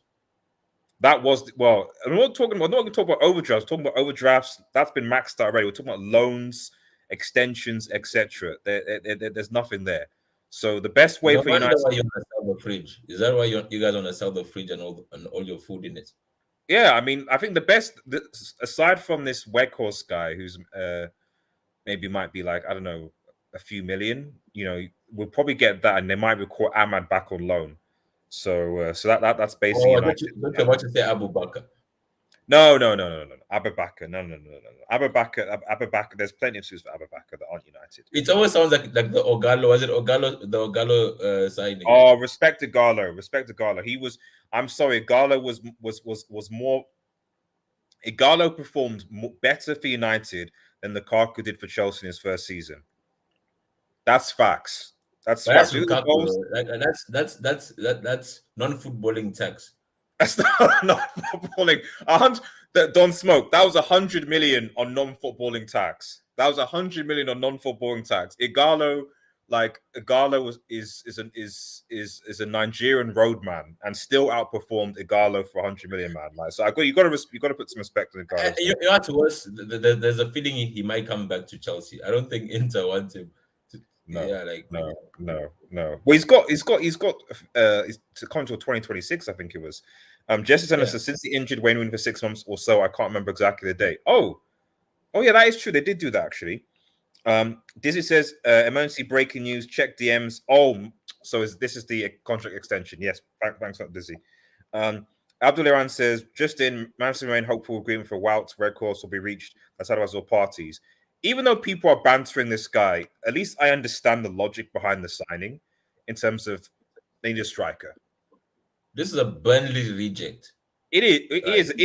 They're in the championship. You know Yeah, what's but the then- greatest part about this transfer RDS is that Mark Goldbridge actually has to now rate Weghorst. I mean, After come on. clowning it for so many years. In fairness to the guy, Workhorse, like he did chop a brace on Argentina in a World Cup. Let's give him that. Like there's some people that didn't even decide to turn up at the World Cup. I'm not naming. Wasn't that against Martinez, your butcher? No. I don't. Was Martinez playing that game? Yes, that the second half. I think he got subbed in. Yeah, I think he got subbed Yeah, in. he got subbed subbed in. in. Yeah, yes, exactly. That was against the butcher. Yeah, it was There's against only one butcher in the league. So there is only one butcher in the league. You're right. Those 2 goals on butcher tax. So had the butcher been playing for another club, I'd understand the logic. I mean, you still had Emmy. You still had Emmy Martinez, like one of the best goalkeeper in that team, doing things. So But you have you've to taken like 3 points off them. So you bring him on for 6 months for 3 points. Well, it's. I think at the end of the day, United need bodies, and at the same time, United can't afford to spend any money. So it's like Don. So when you go to like what was it like? You just go to supermarkets and you're like, okay, I can't really afford like the premium food. So then you go to like kind of the branded food. You can't afford either of those. So you have to go to like the unbranded food. The unbranded drink. Instead of Coke. I'll give a better example, right? Yeah, you go to a supermarket with a plastic, right? Because you don't want to buy plastic. You put it in your pocket, then you forgot that you came with the plastic. You buy another plastic. And after paying, you realize that no, I actually had a plastic in my pocket. That's what you guys are doing. I was gonna say, if you go to Lidl and you get the Coke, the little Coke that they sell there instead. Little Coke. Yeah. It's great. It's refreshing. No, it's great. Shout out to Swiss Haters for Medical Schools. Hi. Shout out. I don't know how bad Swiss Medical School, but thanks. If Felix stays and extends, what does that mean for Simeone, or do both stay? Are they beefing? I didn't think they were beefing. No, I think they're beefing. Just a break, just a short break. What number will Joao Felix wear? Probably not number 7. Pretty sure number. Come on, come on, JT. He's gonna pull Osimo Gion and take the number 3. I like it. Yeah, jeez, man. But Bale was a bona fide pace and power merchant in his prime. Bale was ineffective in his last 2 games, but his last goal was something special, especially in front of all the Wales fans. That's fair. Question. Bale. He got the assist for the unknown goal versus Ukraine. Yes, he did. Yeah. Abraham Bomb says, Bale has better CL goals and that Euro 16 campaign, but never has an iconic moment like 6-1 versus PSG Neymar. Also, it was a hella season. He flopped in Rio and went ghost. I mean, I don't disagree that the Neymar, but even then, the Neymar one, was it an iconic goal given the fact it was, but it wasn't the winning goal. Not even that. I mean? Like after that, they lost. Didn't they get knocked out by Juventus? And they got knocked out. So it's exactly. It was around the 16. It wasn't the around the 16. It was around the 16 tie. It wasn't the winning goal, and they didn't end up winning the Champions League. Whereas with Bale, it's like at least the iconic moments lead to something. So like his iconic moments that with Wales qualifying, his assistant goals for them to qualify for a Euro, to qualify for a World Cup, for Real Madrid to obviously win their CL, etc., etc. Like. And let's be honest, Bale ended 2 players' careers, Mark Bartra and Loris Karius. Yeah. So he ended both of the man's careers. What about that Inter right back? Yeah, what was his name again? Right back, the Brazilian one. Maicon. Maicon. Yeah. He like literally. That was. He actually. I still watch those highlights. Sometimes come up from time to time when I see that Bale 3-piece at San Zero. It's insane. Like 2 of the goals are identical. They're identical to the goals. It's ridiculous by him. Michael. I don't know where Michael went after that, man. He got injured without an injury, literally. Like just mental health. Mental health. It's like no mental health. It was bad. Abdul says things were going to happen. Michael, bro, Gareth was literally a kick and run merchant. Although Matt says Gareth was fantastic. It's a 0 tech. Eddie says, Bale better, Neymar, 5 UCLs, 3 leaguers, doesn't dive, doesn't argue for wrestle time, overhead kicking to the final was a highlight, but I agree with Mike, there may be small longevity issue. We'll get back in seconds. Says Esmes, no for me. I rank Neymar over Bale. Okay, Bale to me didn't have the best UCL campaigns, but he would show up for the final. Like I think Siasa and Modric, Marcelo Ramos had better campaigns from start to finish. Okay, Liverpool fan. He is a Liverpool fan, yes. So maybe there's a little you bit. can tell, yeah. There's a little bit of bias there. No, Rooney's clear ahead of Bale. Rooney had the longevity. Longevity, yes, and then I would say that you could. Can I make a case that peak Rooney? No, we're talking about career, right? Your accolades. Forget peak, right? Yeah. In terms of, we're talking about someone's legacy, I guess. In terms of legacy, Yes. you've got to give it to Five UCLs, man. Five UCLs, bro. Bale is like the equivalent to me of a closer in baseball. Okay. And Bale is a golf addict, football was side hustle. I don't think that's completely wrong, actually. I generally don't. Right, guys. Just obviously before we sort of get to round things up, this weekend, well, in fact, you know what? Let's get this preview. But most important, this week you've got the London Derby, you've got the Manchester Derby. Now, I know Don Smoke will have a lot to say about the Manchester Derby. So, given that there's no Arsenal and Spurs fans here, maybe it'd be a good idea to speak about the London Derby and what this means, for the title race, etc. Because I was told by Don some months ago that little bro Arsenal, they're relevant, they're going to fade, etc., etc. And I still see Arsenal Football Club in first place. Oh yeah, Napoli, 80 Napoli Juve, yeah, that's a good shot as well. So, what do you think? I'll obviously hand over to Mike first. London Derby, Arsenal versus Spurs. I think Arsenal away, actually. Who do you think comes out on top? So I'm looking here. I'm trying to find out the last time Arsenal won at Tottenham, and that's 2015. It's usually the home side who wins this tie. But of course, if you're looking at form, Arsenal, I think they beat Oxford United today 3-0, if I'm not mistaken, but it's Oxford United. Yeah. So, I mean, this is a 50-50 just because it's at Tottenham Stadium. That's primarily it. Like, we always say it's the old cliche when it comes to these derby games. Form goes out of the way. And it's going to go out of the way in this game. Harry Kane always shows up in North London derbies. Son has to show up. I don't know if Kulusevski is going to play in this game. I'm not too sure. I don't think he's played in the last couple games, if memory serves me right. But he's got to play because he's vital to the front three. It's just like Arsenal. You just got to handle the pressure. Like, you haven't won there in a while. And can you just... These are the big moments. These are when the titles are won. Can you go to your rivals and beat them? If you could do that, you will win the title. But is that a guarantee? I don't think so. I really don't. And I think Tottenham really got to perform as well. After they got embarrassed at the Emirates. Like, it was 3-0. It could have been 5-0, 4-0. They were embarrassed earlier in the season. So, yeah, I'm really looking forward to it. I think it's going to be a feisty game. Conte, Arteta on the sideline. They never stay in their box. I don't understand that either. You got to stay in your technical area, by the way. Arteta always goes away from his technical area. Yeah, I don't know why he's not been fined for that yet. He's doing this a lot and he's acting kind of childish. So, but yeah. Yeah, a little bit. So, I'm really excited. I don't know how this game is going to go. I remember last season it was 3-0 for Tottenham, and that was like the third to last game of the season. So, yeah. Ooh, it's going to be a feisty one. I cannot wait.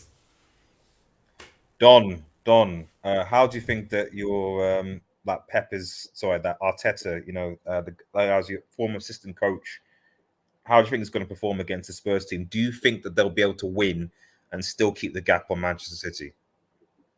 I think it depends on Kane, right? Okay. Especially when it comes to these derby, right? For Kane, this is basically his seasonal trophy, right? Because he's not going to win anything else, right? So for him, it's more about bragging rights, right? To be like, okay, yeah, we didn't win the league, but we beat you at home, right? And that second half of Tottenham, because if you look at every game, first half they're normally shitty and then they pick up late. So so the first thing is, how many goals can Arsenal score in the first half? And Arsenal have to win the game in the first half, right? Can they score enough goals to put Tottenham away? That because Tottenham's gonna have a comeback, right? Trust me. Regardless of how they play, second half they'll look better, and we've seen this pattern so many times, right? You judge Tottenham based on the second half, and I believe if Kane is hungry for it, could be a draw or a Spurs win, right? The reason why I keep saying people understand that you can lose the title in the first half of the season, right? But you can't win it in the first half, right? And that's why even when I look at Liverpool's position, it's a false position. Trust me, there's gonna be a late surge and run, and that's us. Like if you look at us, we no. The thing is this, right? This is not even about form or quality anymore. It becomes about pride, right? And at the end of the day, the team has enough quality to scrap some dodgy results, and it will happen. The thing is, Arsenal, I feel as if the question for me is, can Arsenal manage that momentum and the tempo they've been playing? Because at the end of the day, they still have injury-prone players. Partey is not the fittest at all, right? And there will be drops when some of the players get key injuries. Jesus is already down, and they've dropped some points without him, right? It's not that same free-flowing. Shout out to Saka. Like Saka, I feel as if he's one player who can stay in there the whole season. Martinelli as well. But for me, it's all about Kane, right? Can Kane rise up? And if he rises up, there's nothing stopping Kane from scoring a brace and getting 1 or 2 assists. There will be goals both sides. It's not going to be a clean 2. No. Probably be a 3-2 or 4-2. That's the kind of game you're going to get. Fair enough. AD thoughts on the London derby. Yeah, it's a massive game for Tottenham. They need to get revenge for what happened earlier in the season. And I think the thing about this one is that's so interesting is that Spurs, they always turn up in these derbies, generally speaking, at least at home recently. And with Spurs this season, they've been so weird this season. Like they lost to Newcastle at home, then they lost to Villa, and then they won away at Crystal Palace. Like it's crazy. Like it feels like whenever you expect Spurs to win, like they lose, and then whenever you don't expect Spurs to win, they somehow win. So yeah, as I said, as Michael said, Kane and Son has to show up. Son especially. Son has been really bad this season. I don't know what's happened to Son this season. He's been really bad. And for Arsenal, man, I want to see how their defense does because I know they've been good this season, but we saw against Brighton, like those late goals Brighton scored, that Arsenal defense is not all that spectacular. So I think it's going to be a big game. It's going to be a huge game. So we'll see what happens. It's going to be a high scoring game. So. Yeah, I know Newcastle's not a mid-table team, but it's still crazy that Tottenham lost at home to Newcastle. I didn't expect them to lose like that at home. That is interesting. I agree with Don Smoke that Arsenal got to kill this game off in the first half because we've seen with Tottenham, they're a totally different team in the second half. I don't know what Conte does. I don't know if he just gives them a smack in the face to every single player, but they just turn up in the second half. So if Arsenal can take a 2-0 lead in the first half, they should be fine. But if they don't, if it's 0-0 heading into the second half, I would see Spurs winning it then. Before we go on to the Manchester derby, I just want to ask Mike a question. Seems we're obviously doing some Premier League previews. It seems that Liverpool away to Brighton. Is it reasonable to expect a Darwin Hattie? At Brighton, is that a reasonable expectation? Are you confident going away to Brighton, knowing how they're playing, that Liverpool will get the job done? You're a funny guy, RDS. You're a funny guy. It's just a question. You know what's actually funny? I think we're going to lose the game. Okay. I think we're going to lose 2-1. Look at the way Brighton are playing, man. They are playing amazing with the Derby. They were scoring for fun. McAllister's back. Liverpool just are a mess everywhere. They're going to run us over the midfield with Caicedo and McAllister. Are you kidding me? Against Fabinho, Thiago, and Henderson or Elliott. Mike, I didn't realize Chelsea are only 3 points behind Liverpool. Yeah, I know. You're giving them all the bantering and stuff, but they're actually only 3 points behind you guys. I know. We're honestly a mess. I see people still thinking Liverpool are going to get top 4. I honestly don't think we're going to get top 4 this season. So is there a risk that Liverpool end up in the Conference League? Is that a risk as well, potentially? I don't think we'll end up in the Conference League. I think we'll get 5th or 6th. That's my get. If we get Conference League,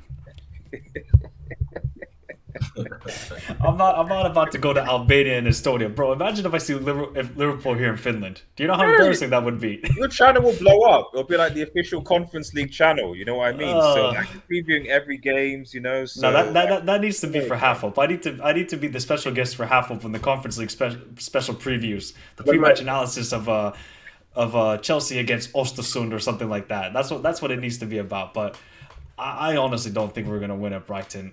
Like defensively, we're just shambles. If we go 1-0 up, I think we're still gonna lose. We just cannot keep clean sheets nowadays. There's no drive with this team. There's no hunger. It just seems like the players they're just giving up, and we need to. We desperately. I'm gonna say it again. Every transfer window since Wijnaldum has left, sign a midfielder.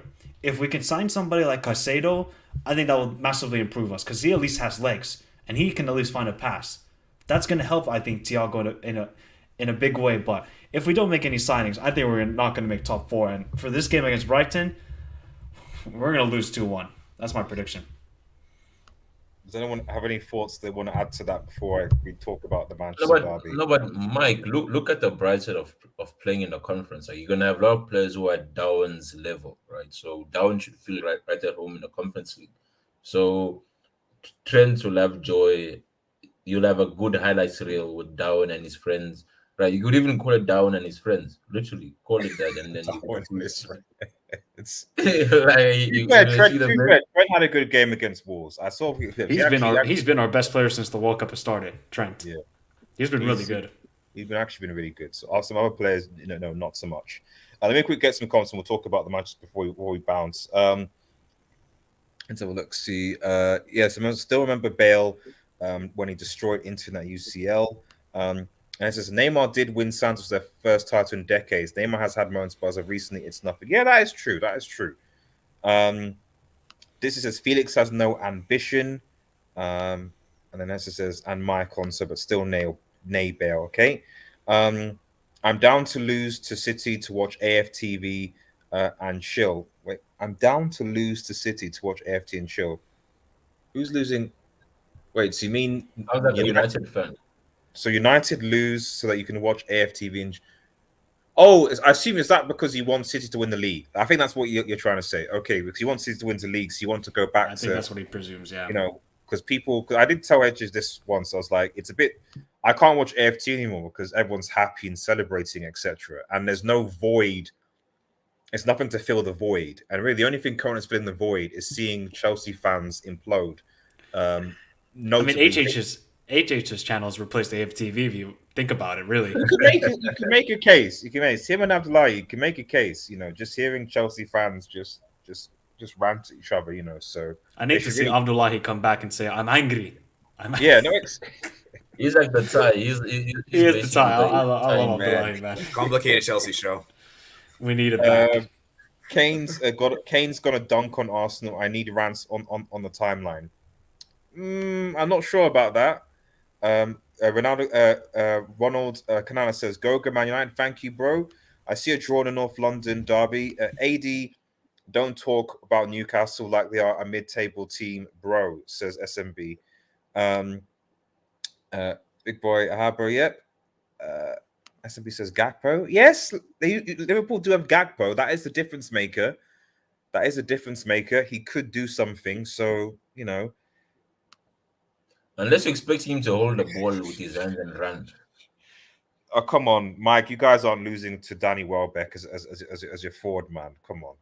Now just now. Watch Adam Lallana score 2-piece on us. We're giving everybody careers now. Tottenham won 2. Like a former Liverpool player.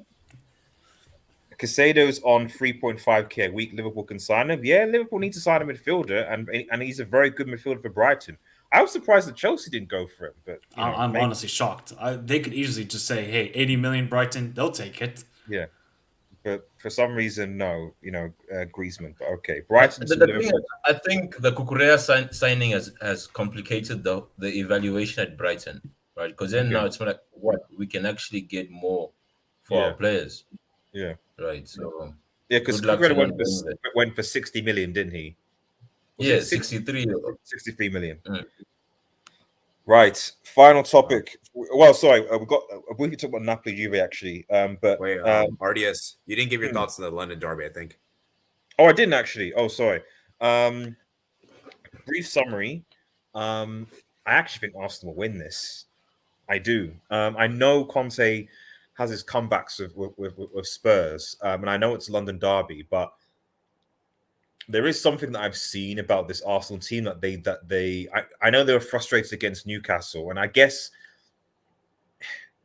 I think the reason why I think Arsenal win is because I can't see if Spurs play like Newcastle played in terms of defensive frustration, then I could see it being a draw. But the thing is, it's a North London derby, and I don't think Spurs are going to play like that. I think Spurs are going to be more proactive. I think there's going to be a lot. So I think Arsenal have a lot more space. I think there's a lot more. They're going to be at home, and the Spurs fans are going to want Spurs to play, basically. Unlike Newcastle, who are away from home. So as a result, I think that Arsenal generally will want it more. And I think that Arsenal will probably win. I don't think it'll be high scoring. I'll probably give it 1-0, I think. But could be wrong. Who knows? Don Smoke. So how many goals are City going to win at the weekend? What's your position here? Right. I think we're gonna be fair this time, right? We're not gonna win by 6. We'll probably win by 4-1. 4 goals to 1, right? Okay. The thing is, I see Rashford getting a goal. Okay. Right from the break, but by then the game would probably be 3-0, and then they score 3-1, and then we just get a bit angry, and then we score the 4th goal. Not because the thing is this, right? Whenever we've needed points, we haven't lost to United, right? Okay. Whenever we've been in a run, most of the times when we lose to United is when we all secured and stuff, and we chilling, then we probably just But whenever we've needed points, we've beaten you.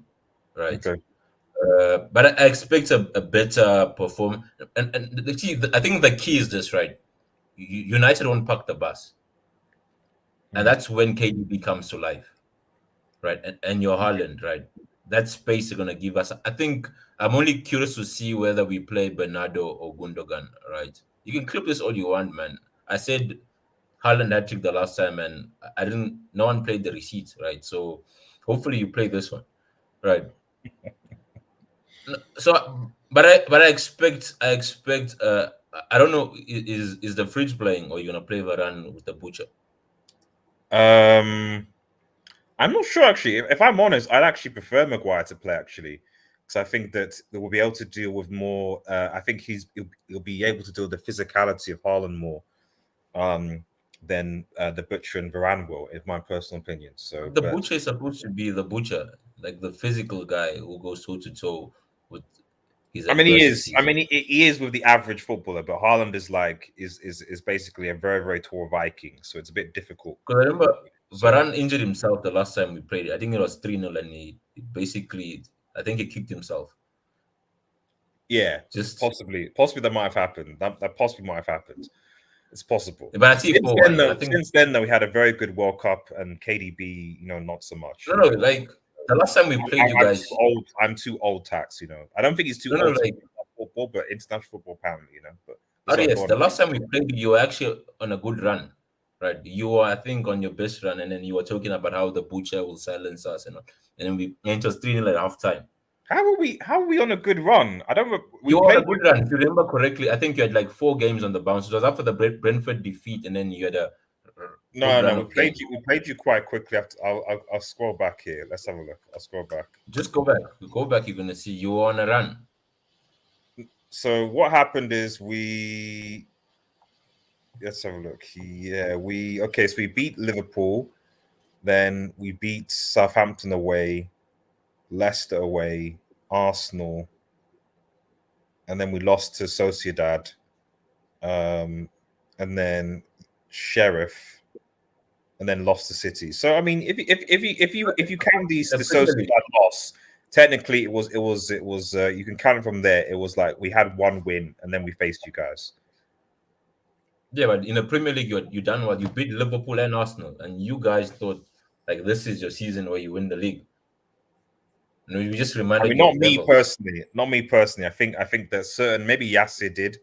No, I the last remember you in years. the build-up. Arias, I won't forget. You are part of the crew, the I United think I was crew. part of the crew that was saying that I think City were favourites. I very rarely say that United are favourites at all recently. So I was maybe there, but it was very much like, and I still think City are favourites going into this game. Like I said in the first game, So I actually don't disagree with what you're saying. The only thing that might be a factor is maybe Casemiro in this game. Whether Casemiro will add something, and I suspect that Ten Hag is not going to set up. Ten Hag, from what I gather, is an intelligent coach and does seem to learn. So I suspect he's not going to set up in the same Pep way student. we did. He's Pep student. He is, Don't but forget that. it's always Arteta, not. And right now, Arsenal ahead of City right now, So it can sometimes the student can surpass the master. We will see. But I agree with you. I just don't think that United are there yet where they are. I think the only way to beat City is Ollie ball. I still stand by that. Quick fire counter attack, 1, 2, 3, boom. Rashford's in, goal. Like that's the only way that United, even this current United team, can beat, because we can't beat them in the midfield. Quick pass to Rashford, counter attack. Then potentially happy days. Maybe you can beat City, but right now, I don't see it. RDS is a RDS is a pessimist when it comes to Man United, but Yes, else. this is facts. Very, This is very, facts. very strange. Very strange. I'm not. plays No, the I agree fence. with this. Just I plays agree the with this. fence. No, SSP. I'm actually quite optimistic when it comes to. I'm realistic. I'm realistic when it comes to Manchester United. Everyone else. I want It everyone else seems to in do well. every big game you go against United, RDS. Yeah, but because you have to be real. Like I'm not like Chelsea fans who think that because they've signed Joao Felix, they're now gonna win the Champions League and get top 4. I'd rather be real and go, yeah, really, are we really where we need to be? You know what I mean? Because there's no way, and I'll say this right now, and you can clip it, you can put it on your channel. There's no way that Manchester United are going to beat our City at home and Arsenal away. Because then, if that happens, You could beat Arsenal again. You can beat them again. It's within you. I But I feel mean, as if you're not too far off. No, you're not too far from each other. and Right, whilst I'm saying whereby and we'd have to beat City and Arsenal. I don't think that can happen together. Because if that does happen, then I think different just conversations one. we had at that time. The more realistic is just beating the other guys. But City, I feel as if you would have to play the game of your lives, starting from the coach, all the players, the ball boys, the fans, and your leaking roof, basically. So like, I mean, did Brentford play the game of their life though? no, we played shit. Like Pep was busy experimenting. No. Okay. That was during the Everton game in Brentford. Is just Pep experimenting a couple of things. Okay. Whereby So if we get experiment tax Pep in no, this in game, big games, I don't think you've seen with Chelsea, like Pep has corrected it. Whenever we correct it, and the thing is, we've already beaten you convincingly before, so Pep will know what to expect. Okay. Mike, AD, thoughts on the Manchester derby? Go ahead, AD. Yeah, I mean it's gonna be a crazy game. I think for this one, Manchester United is looking for revenge, and this is at Old Trafford. So I think for me, what's really going to be important for this one is how defensively solid Man United are, because last time the defense was really bad, and so this time around, I think Casemiro will probably start. I think last time I checked, Casemiro didn't start, so I think he's going to bring more defensive stability in the midfield. And I think for the key for United is they have to counterattack City.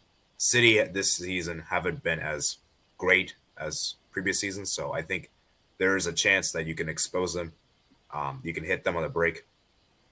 And we even saw what Chelsea did against Man City in the first half, that they were getting to dangerous positions. They just couldn't score. So, and right now you guys have better forwards than Chelsea. So, Marcus Rashford has to turn up. He generally does turn up in the Manchester derbies, generally speaking, the years past. So, there's hope in that department. And obviously with Manchester City, there's Haaland. Like, you guys, stop Haaland, man. That's pretty much the task. So, it should be a really good game. It's going to be very interesting. And best of luck to your team, RDS, and Don't Smoke as well. Thanks, man. We'll need it. Thanks. I think United need it definitely. Mike, thoughts? Well, this is like watching two exes battle it out. I don't want either of you to win. So I'm in a difficult predicament here, but as a football fan, I think this is going to be a really good game. I think Ten Hag will learn you cannot play McTominay and Eriksen as the two pivots. You just can't. Yeah. He's obviously going to start Casemiro. Casemiro has been excellent since the World Cup. He's going to make a big difference. Can Rashford keep his form going? If Rashford's not getting the goals, who's going to step up in that department and get the goals? Anthony, Martial, the thing for City is, if you can just nullify Rashford, do you think United are going to score? In my opinion, I don't think so. Maguire on goal. Well, Maguire on goal. There we go. So, Well, you never know. Anthony might do the thing he did last time, against City, that wonder goal. He scored the banger of a goal. I forgot about that really good totally. goal, So I'm just really excited. Should be an intense game. I think United are coming into this game with much more confidence. I think they have a belief, and I see a lot of United fans thinking they're going to win this game. Mike, who are those fans? Who are those fans? Can you name them on this? Post them on this channel. Well, they're not on this channel, but there are some big channels that have been making these predictions that United will win. Okay. Do you want me to name them or no? Should I keep Yes, that quiet? please. Yeah, please. Saeed TV, he's a big one. He's got like 60,000 subscribers. He's saying, we're going to win. He's coming with the chest. I like it, though. United fans coming back with chest now. It's been a while. It's nice to have you back, United fans. As a Liverpool fan, we've lost our chest. We missed chest day at the gym. We got a flat chest. United are coming with the chest nowadays. I like to see it, but I think still City are the favorites into this game now that they smacked basically his training session against Chelsea. That's cool. We're going to show you the real Man City in this game. I believe that with Pep, and Haaland didn't even score in the last two games. So he's hungry. And when he's frothing at the mouth, that's bad news for the other teams. Did he score a hat-trick? Yeah, he scored a hat-trick against you guys in the early Manchester Derby. So, I forgot. Yeah, you're making a good point, Michael. Because Haaland has he's mad. He doesn't like Manchester United. I'm pretty sure he does not like Manchester United because of his Or dad's. his father. Yeah, because of his dad. So this could get really interesting at Old Trafford. I think this is going to be a high score. I could feel like it's a 4-3, a 4-2 sort of classic matchup. I really do. Even though United have been better defensively, they haven't gone up against an attack like City's. And also for Pep, you got to start Mahrez. And who are you going to play at left wing? Let's see. So I'm intrigued. I still think City will win. I'm going to go 3-2 Man City. That's my prediction. 3-2 Man City. So yeah. If United win this game, top four. Yeah, I mean it's title race too, right? No, AD, no. Hey, actually, you know what? Wait. If United do win this game, how many points are they then behind City? They'll only be 1 point behind City. I think it'd be just 1 point behind City, but City will still be title. Wow. City will still be title favorites, though. That's the okay. So this is actually a must-win for both teams. A big must-win. Actually, to be fair, it's more of a must-win for Man City when it comes to title aspirations. Yeah. For United, it's kind of, I want to say like a free hit. You say that, I guess, but if they lost, because obviously United play Arsenal, so in a sense, it's if you're City, the best scenario is City beat United, and then United go to the Emirates and beat Arsenal, and then it's like happy days. We're good. We're fine. We've got the league now, basically. Especially if Tottenham win. Imagine if Tottenham you need Tottenham to win as well. Yeah, exactly. If Tottenham wins and then you guys get angry out of getting that ass whooping, and then you go to the Emirates and take those points. That's the best case scenario for us. Is that game coming up soon? United Arsenal. So that is that the week after next? Oh really? Oh wow. Okay, so United are gonna be stronghold in top four, or they're gonna be reeled back in with Liverpool, Tottenham, and these sort of teams. Oh yeah, it is next week. It is next week. Yeah, it's next Sunday. But United play Palace away on the Wednesday, so they'll probably be a bit tired. So this is a sort of make or break sort of period for United and Ten Hag when it comes to top four. I like it. All right, let's see what you guys are made of. Might as well stay in London at that rate, So like the way that all us. I mean, I said at the beginning of the season that United wouldn't get top four. That's what I said at the beginning of the season. If you want to go back to my predictions, I said that. You did. So I'm going to stand by my prediction, because if I stand by it and anything above it is a bonus. So is what I'm going to say. See, you guys just see what RDS is doing right now. See, when United don't make top 4, he said, "I told you." Look yeah, at well, this. exactly. But you guys are currently 2 points ahead of Tottenham with the game in hand. That is true. That is true. But you never know what will happen. And in a serious point, I will make a serious point because people might think I'm just jinxing is that this squad is still quite thin.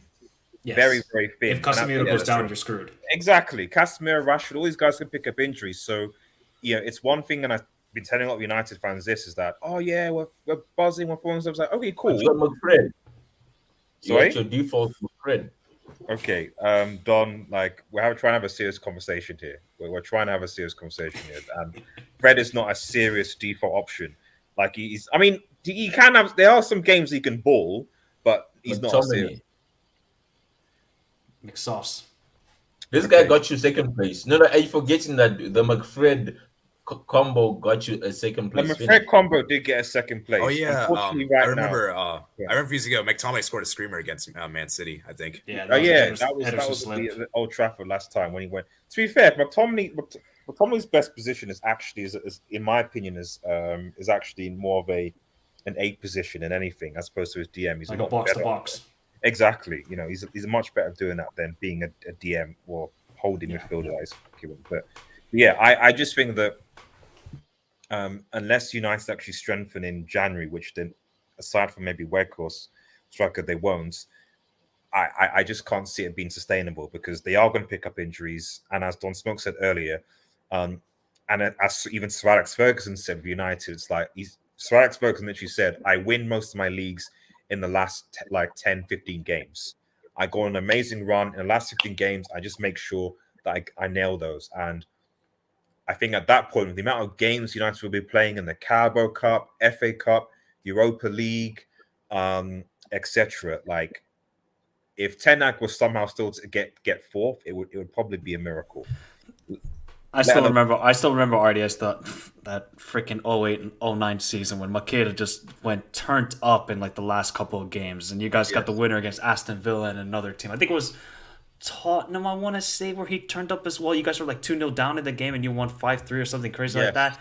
Yes. That was so painful. It's okay. Florian Makeda, this guy doesn't even play football anymore, I swear. It's okay. You've got 19 Premier League trophies. You've got 19 trophies. At least we got six UCL, so that's double yours. Exactly. Yeah. So I have a question for you.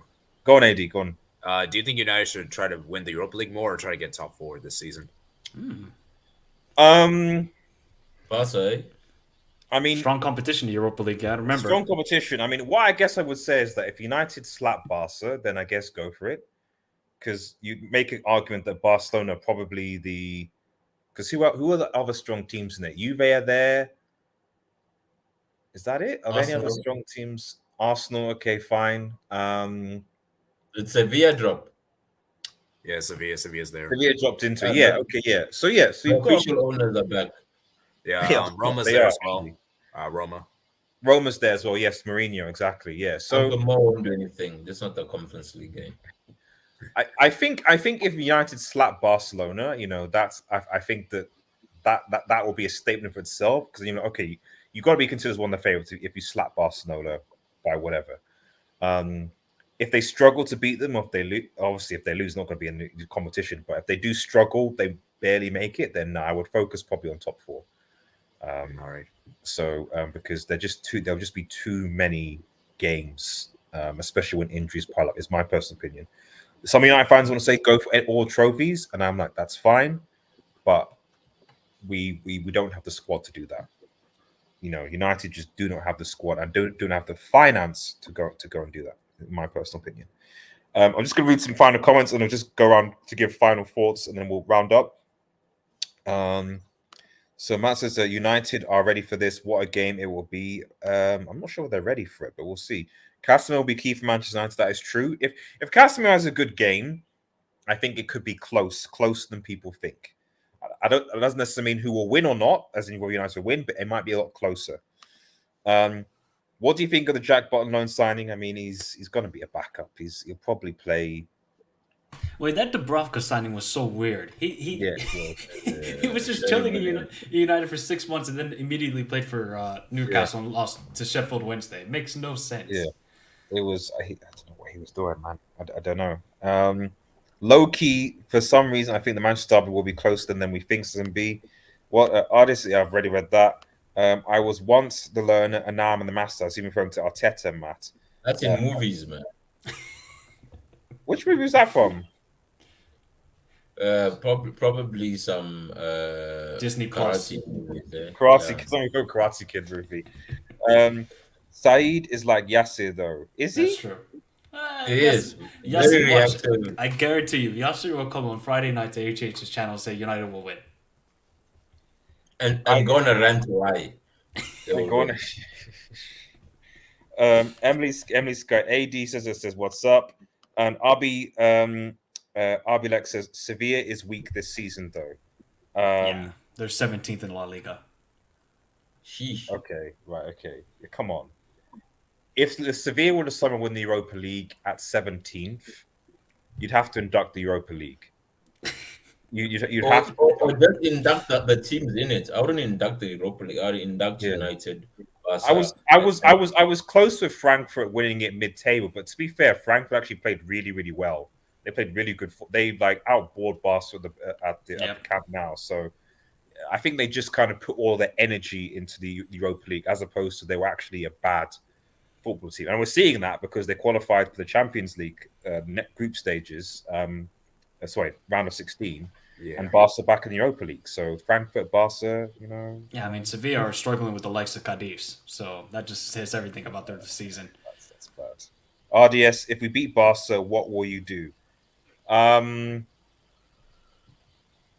have to speak to Abdul and Ricardo about that. Let's put it that way. I'll have to speak to I'll speak to Abdul and Ricardo, and we'll talk about how we'll dissect it. It depends. If it's just we barely beat them, fine. If we slap them, yeah, I'll have to have a conversation with Abdul and Ricardo, and I'll get back to you fully, man. And then Frankfurt are a better cup side with the Glasner manager tactics. I haven't. I mean, They're top. They're top. I think they're fifth or fourth now in the Bundesliga, so they're actually really improving.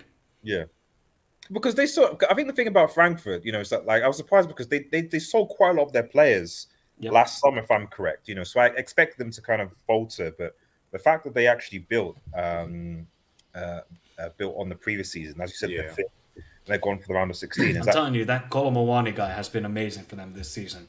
Yeah, and last season they also beat Bayern too. So that is true. That's true. At some point, we are going to talk about Bayern Munich actually, and who is actually going to play in goal against PSG?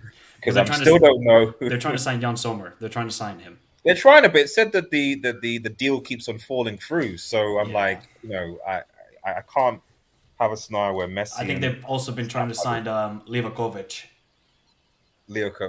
Okay. Yeah. Yeah, if PSG lose to this Bayern side with no Neuer, Mane, Lucas Hernandez. It's Mane still injured. Yeah, Mane's still injured till I think late February or March. yeah. It still won't be as bad as losing to that United sixth form team. I don't think anything can top that when you've got like Chong and all those like the kids. Lukaku's even on the field, and they were at home and they had and they were home as well. Yeah, nothing. I don't think anything tops that. Like, definitely not. Yeah, just, I know Buffon had a brick take, but Lukaku was there, man. Come on, didn't he score a brace in that game? He scored a brace. Yeah, exactly. Yeah. He got knocked out by a brace by Lukaku, and plus or minus people taking the A levels the following day. Yeah, they had to come out of school. Yeah, just and RDS, there's PSG fans who are probably complaining about that penalty. Nah, like I speaking to Delta about this. Like, but it was a penalty. I was like, Delta, sixth formers, okay? Like you've still got Mbappe on the field, Verratti. Come on, stop it. Right. So final thoughts, guys. Final thoughts. I guess Napoli Juve. Oh, so yes. Sorry, yeah. Final thoughts. So yeah, Napoli Juve. So quickly go around. AD, Napoli Juve. Thoughts? Oh, it's a difficult game. A difficult one. I'm not sure what to predict for this one because Juve have been great this season. Like this, like they've turned around ever since they've been eliminated in the Champions League. The defense have been solid as heck.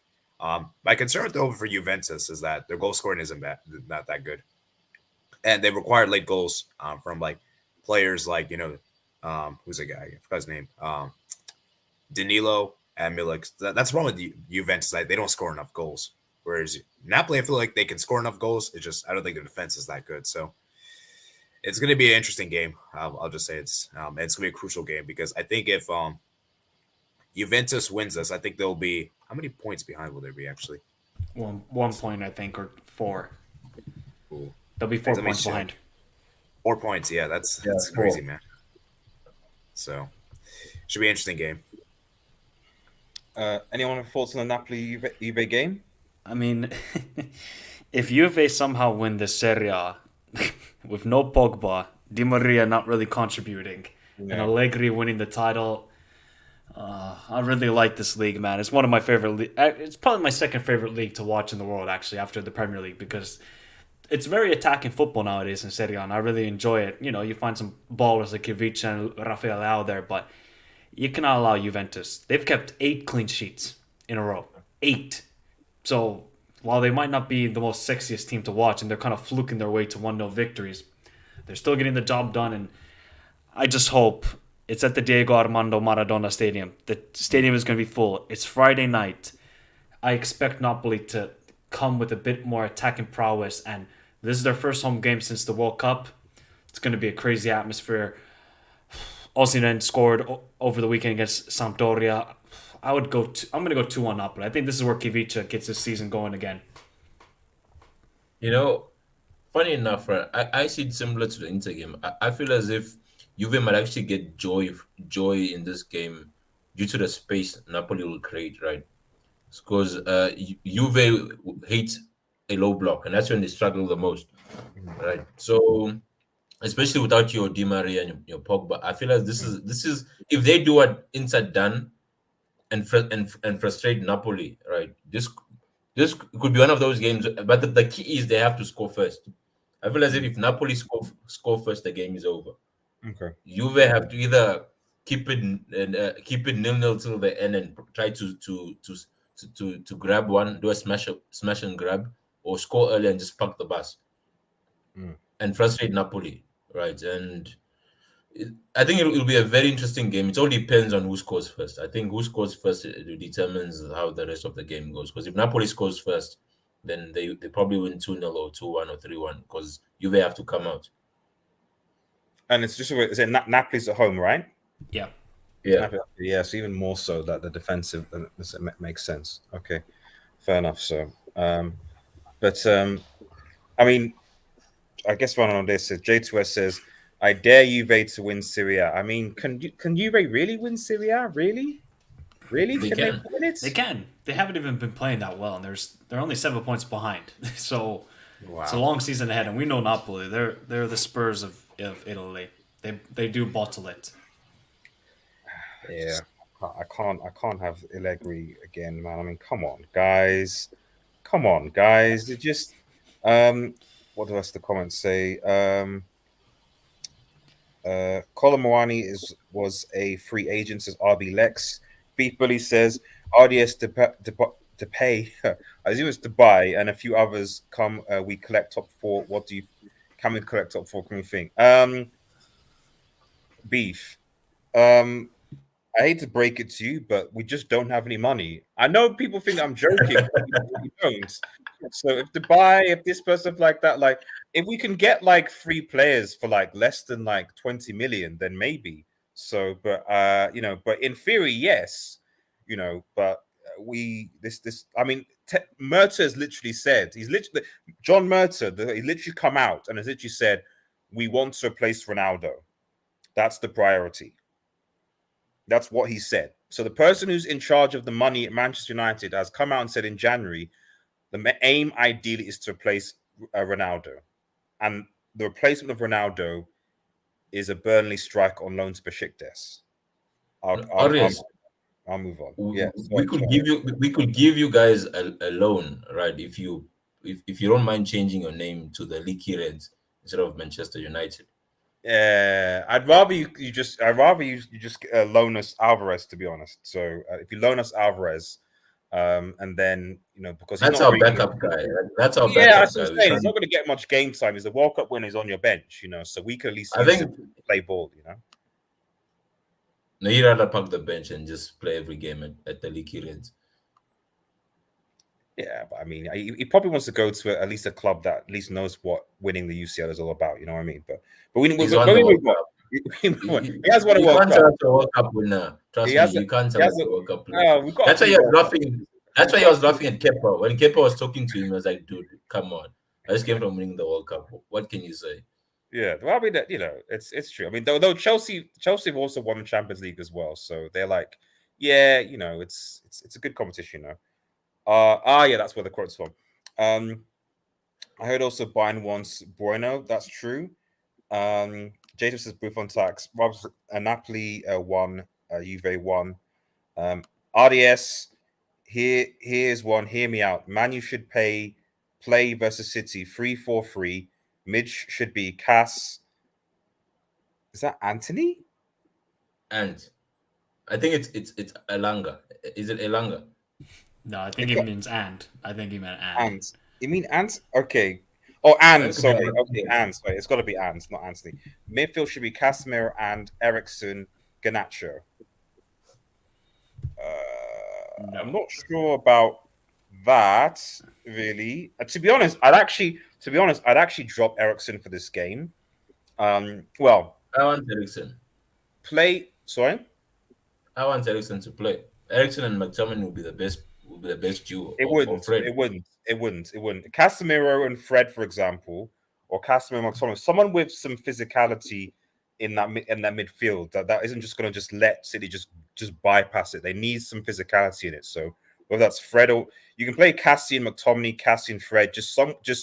We need midfielders who can basically like run and tackle, and not Ericsson who can do neither, but I can make a brilliant ball. So if you want to play Ericsson, you play him into the Bruno or shove Bruno onto the right or something like that. If you want to include Bruno and Ericsson in, but you can't play, in my opinion, Casemiro, Ericsson, and Bruno in that midfield. You have to bring in someone else for physicality.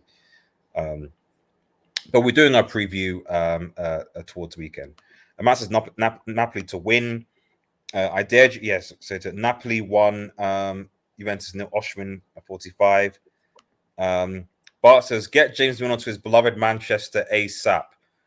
Would you take Milner back, Don Smoke? I'm thinking he's talking about the Leaky Reds because you guys don't have money.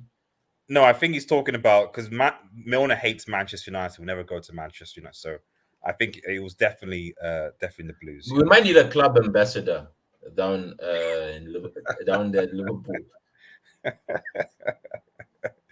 I mean, in fairness to James Milner, he does have a Champions League and City doesn't. So he did kind of upgrade. If you think about it, he left, got another Premier League, got another Champions League, achieving something he could never do at Manchester City. So yes, you could say the same for Liverpool, like 4 titles in 5 years. I think but James Milner won some of those titles though. So it's like he got the best of both worlds. He got the Premier League and the Champions League. Where someone like De Bruyne, for example, can't get either. He can't get a World Cup. He got one of the other. You guys. Sorry? No, he got one of the other, which is a couple of Premier Leagues. Yeah, he got a couple of Premier Leagues, but like he didn't, nowhere near winning a World Cup and definitely nowhere near winning a Champions League. Unfortunately, he seems to ghost when it matters. Possibly, but who knows? If Juve win, I'm done with Serie A. And Bart again, who's in the chat, Jan will sign Weghorst on deadline day. Martin was. I wouldn't be surprised anyway. I wouldn't be surprised. Anyways, check this video out. FM simulation on Ronnie's. Okay, I know where that's going. That's going about Ronaldo Ronaldo's time in Saudi Arabia. Big up RDS, Don Smoker, Michael. Great show. Thank you so much, Flex. Really appreciate it. We are rounding up now. RDS, should we beat Arsenal City? Would we get top 4 because they are top 2, even if it derails one of those title races? I'd only say yes if United make more than one signing this window. I'll only say yes to them because at the end of the day, like I know it sounds basic, but yes, okay, people be happy to beat City, but it means nothing if you go away and beat Fulham. Like at the end of the day, it still is just one team with three points or draw, win or whatever. So people will forget about beating City if in March there are multiple injuries and you're losing to Brighton, you're losing to Brentford, you're losing to Arsenal, whatever, you know. So I'm not going to say it just based on whether United, who are in form right now, win against City or Arsenal. We've got to see how the squad is. Emily Sky says, "Congratulations on City for winning the FA Cup." I do that as well. You know, I think Emily Sky is a Chelsea fan. I think so. It's a shame that you're not going to win any trophies this season. I apologize for that. But yeah, would you take that? Congratulations, Don Smoke. Nah.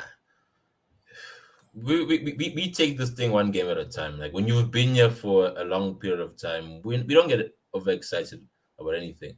We know it's one game at a time. Thanks for the congratulations, but we're not. Oh wait, Emily says, "Hell no, I'm an Arsenal fan." Oh, sorry, Emily. Sorry to insult you there. Actually, you guys are doing well, man. Oh, I see it. You're saying congratulations because Arsenal are gonna face City. In the FA Cup. I get it now. I get it. I mean, if Arsenal do slap Manchester City, well, because it's weird because aren't Arsenal playing Manchester City before they even face them in the Premier League? Yeah. That is weird. How are you playing them like you've not even? I know the match got because it was moved, but it's just weird. It's like they've not even played you in the league, and they're playing. That's going to be. I think if anything, that will probably benefit Arsenal. No, because Arsenal. No, we can actually crush their hopes, literally. Like, because I think it's similar to us playing. Who's this? Who did we play? Chelsea in the Champions League final, and we lost twice to them before that. So that it made Pep overthink in the sense that if we beat you, then you have to go and change your tactics. So how to adapt. So playing. I think Pep's an overthinker though. I think that's just Pep's personality more than a thing. I just feel like if Arsenal playing City in the FA Cup first, they can almost use that as a test to see, okay, what worked, what didn't work, how we're going to fix this, how we're going to play. Like you're giving someone, it's the FA Cup first, you're giving someone a free trial because at the end of the Premier League points more important. And it'll make no difference if Arsenal lose if they can fix things and go at the Emirates. I think so. The Emirates first, and go to the Emirates and beat you guys and get 3 points. Let me give it to for me. I think it's always about matchups, right? The way Arsenal plays, for me, playing Arsenal is almost similar to playing Leeds, right? They're gonna play which gives you spaces.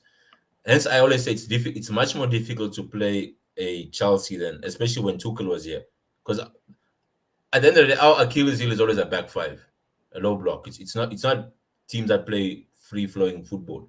So I don't mind playing Arsenal even 5 times a season. I don't mind. Right. I feel as if it's not even a dig at them. I feel as if we play best when it's an open game, and Arsenal will give you that. Fair enough. Okay. This has got to be the final question. So no more questions, guys, and then we're around. So literally 10 seconds, and then we're going. Have you guys discussed Roman Jose's obscurity? How does he get back to the big time? Essentially, the question is Jose Mourinho finished? Essentially, or can he go better than he has been from Roma? Because that was a good comeback by Roma, by the way, against Milan. But yeah, it was. But they were terrible. They were bad. They didn't even try and play football for the first 86 minutes. Yeah, they threw it away. They completely bottled it. I don't think he's going to get a big time job again. I still am surprised he didn't take the Portugal job. He should have just said, "F Roma, I'm going to Portugal." That's what he should have done. Man, I can't believe Portugal hired Roberto Martinez. It's just a diabolical hiring. So terrible. No ambition whatsoever. They're still watching the Wigan City dub. That's what I think. They're looking at it. The highlights. What was the guy's name? Was it Watson? The ginger-haired guy? Was it Watson? Yeah, the header? I think so. Yeah. So Roma they're terrible this season. They're not playing good football at all, and Roma fans are pissed off too. Yeah, honestly, this might seem controversial, but I think Fernando Santos is better than Roberto Martinez. It's not controversial. No, he's won a Euros. He's won a Euros, so yeah, he's got baggage. Euros. Yeah. So yeah. I mean, I think the thing is that Martinez had a golden generation team and did nothing with it. I appreciate the Belgian team for this World Cup was it was kind of washed. It was kind of washed already, So, but I don't think his management skills were anything to be proud of personally, So, but it is what it is. Any other final thoughts on Jose, and then we'll bounce. Now, Portugal as well. I thought that was his exit strategy, and it would have made the most sense because I don't see him getting anything bigger than Roma, realistically. Fair. Guys, thank you so much. I mean, it's been 2 hours, bro. I didn't think we'd go on this long, but thank you guys so much. Thank you for a wonderful panel. AD, Mike, Don Smoke. Mike and AD have both YouTube channels. Can you just shout out your YouTube channels? Where can they find you? And obviously, Don Smoke, you're on Twitter as well. But yeah, just go around. Can they find you guys? Yeah, so my channel is 80s4. Discuss football stuff on that channel. Try to discuss as much football as I possibly can. And my Twitter is @arpon.summer44. Got Michael Talks Football, doing a bunch of shorts nowadays since editing the long videos is too long for my ass and balancing it with work. So also shorts is actually going to be monetized soon. So it's actually a good avenue to start to venturing in. And if you want to know about Orsic going to Southampton, or I'm going to get a video out tomorrow about Eredivisie title race because that might be the most exciting title race in Europe. But yeah, if you want to follow me on Twitter, it's @talks_Michael. So shout out to everybody. And thanks, RDS, for having me on. And shout out to Don Smoke and AD. No worries. Don, where can they find you? Where can they find you, man? It's Don Smoke. See smoke, no flames. You can find me on Twitter or anywhere you can find London Cowboys. I'm probably there enjoying the tears. Very soon you're gonna find me after the derby. You're gonna find me on the United channels. Just enjoying the tears too. Whatever happens, Don Smoke will be on the post match, and we'll have a hearty conversation about what happens on the weekend. So, but yeah. Thanks for everyone watching. Thank you guys in the chat. You always make it great with your questions and your interaction. Always appreciate it. Have a nice day, everyone. And cheers. Peace.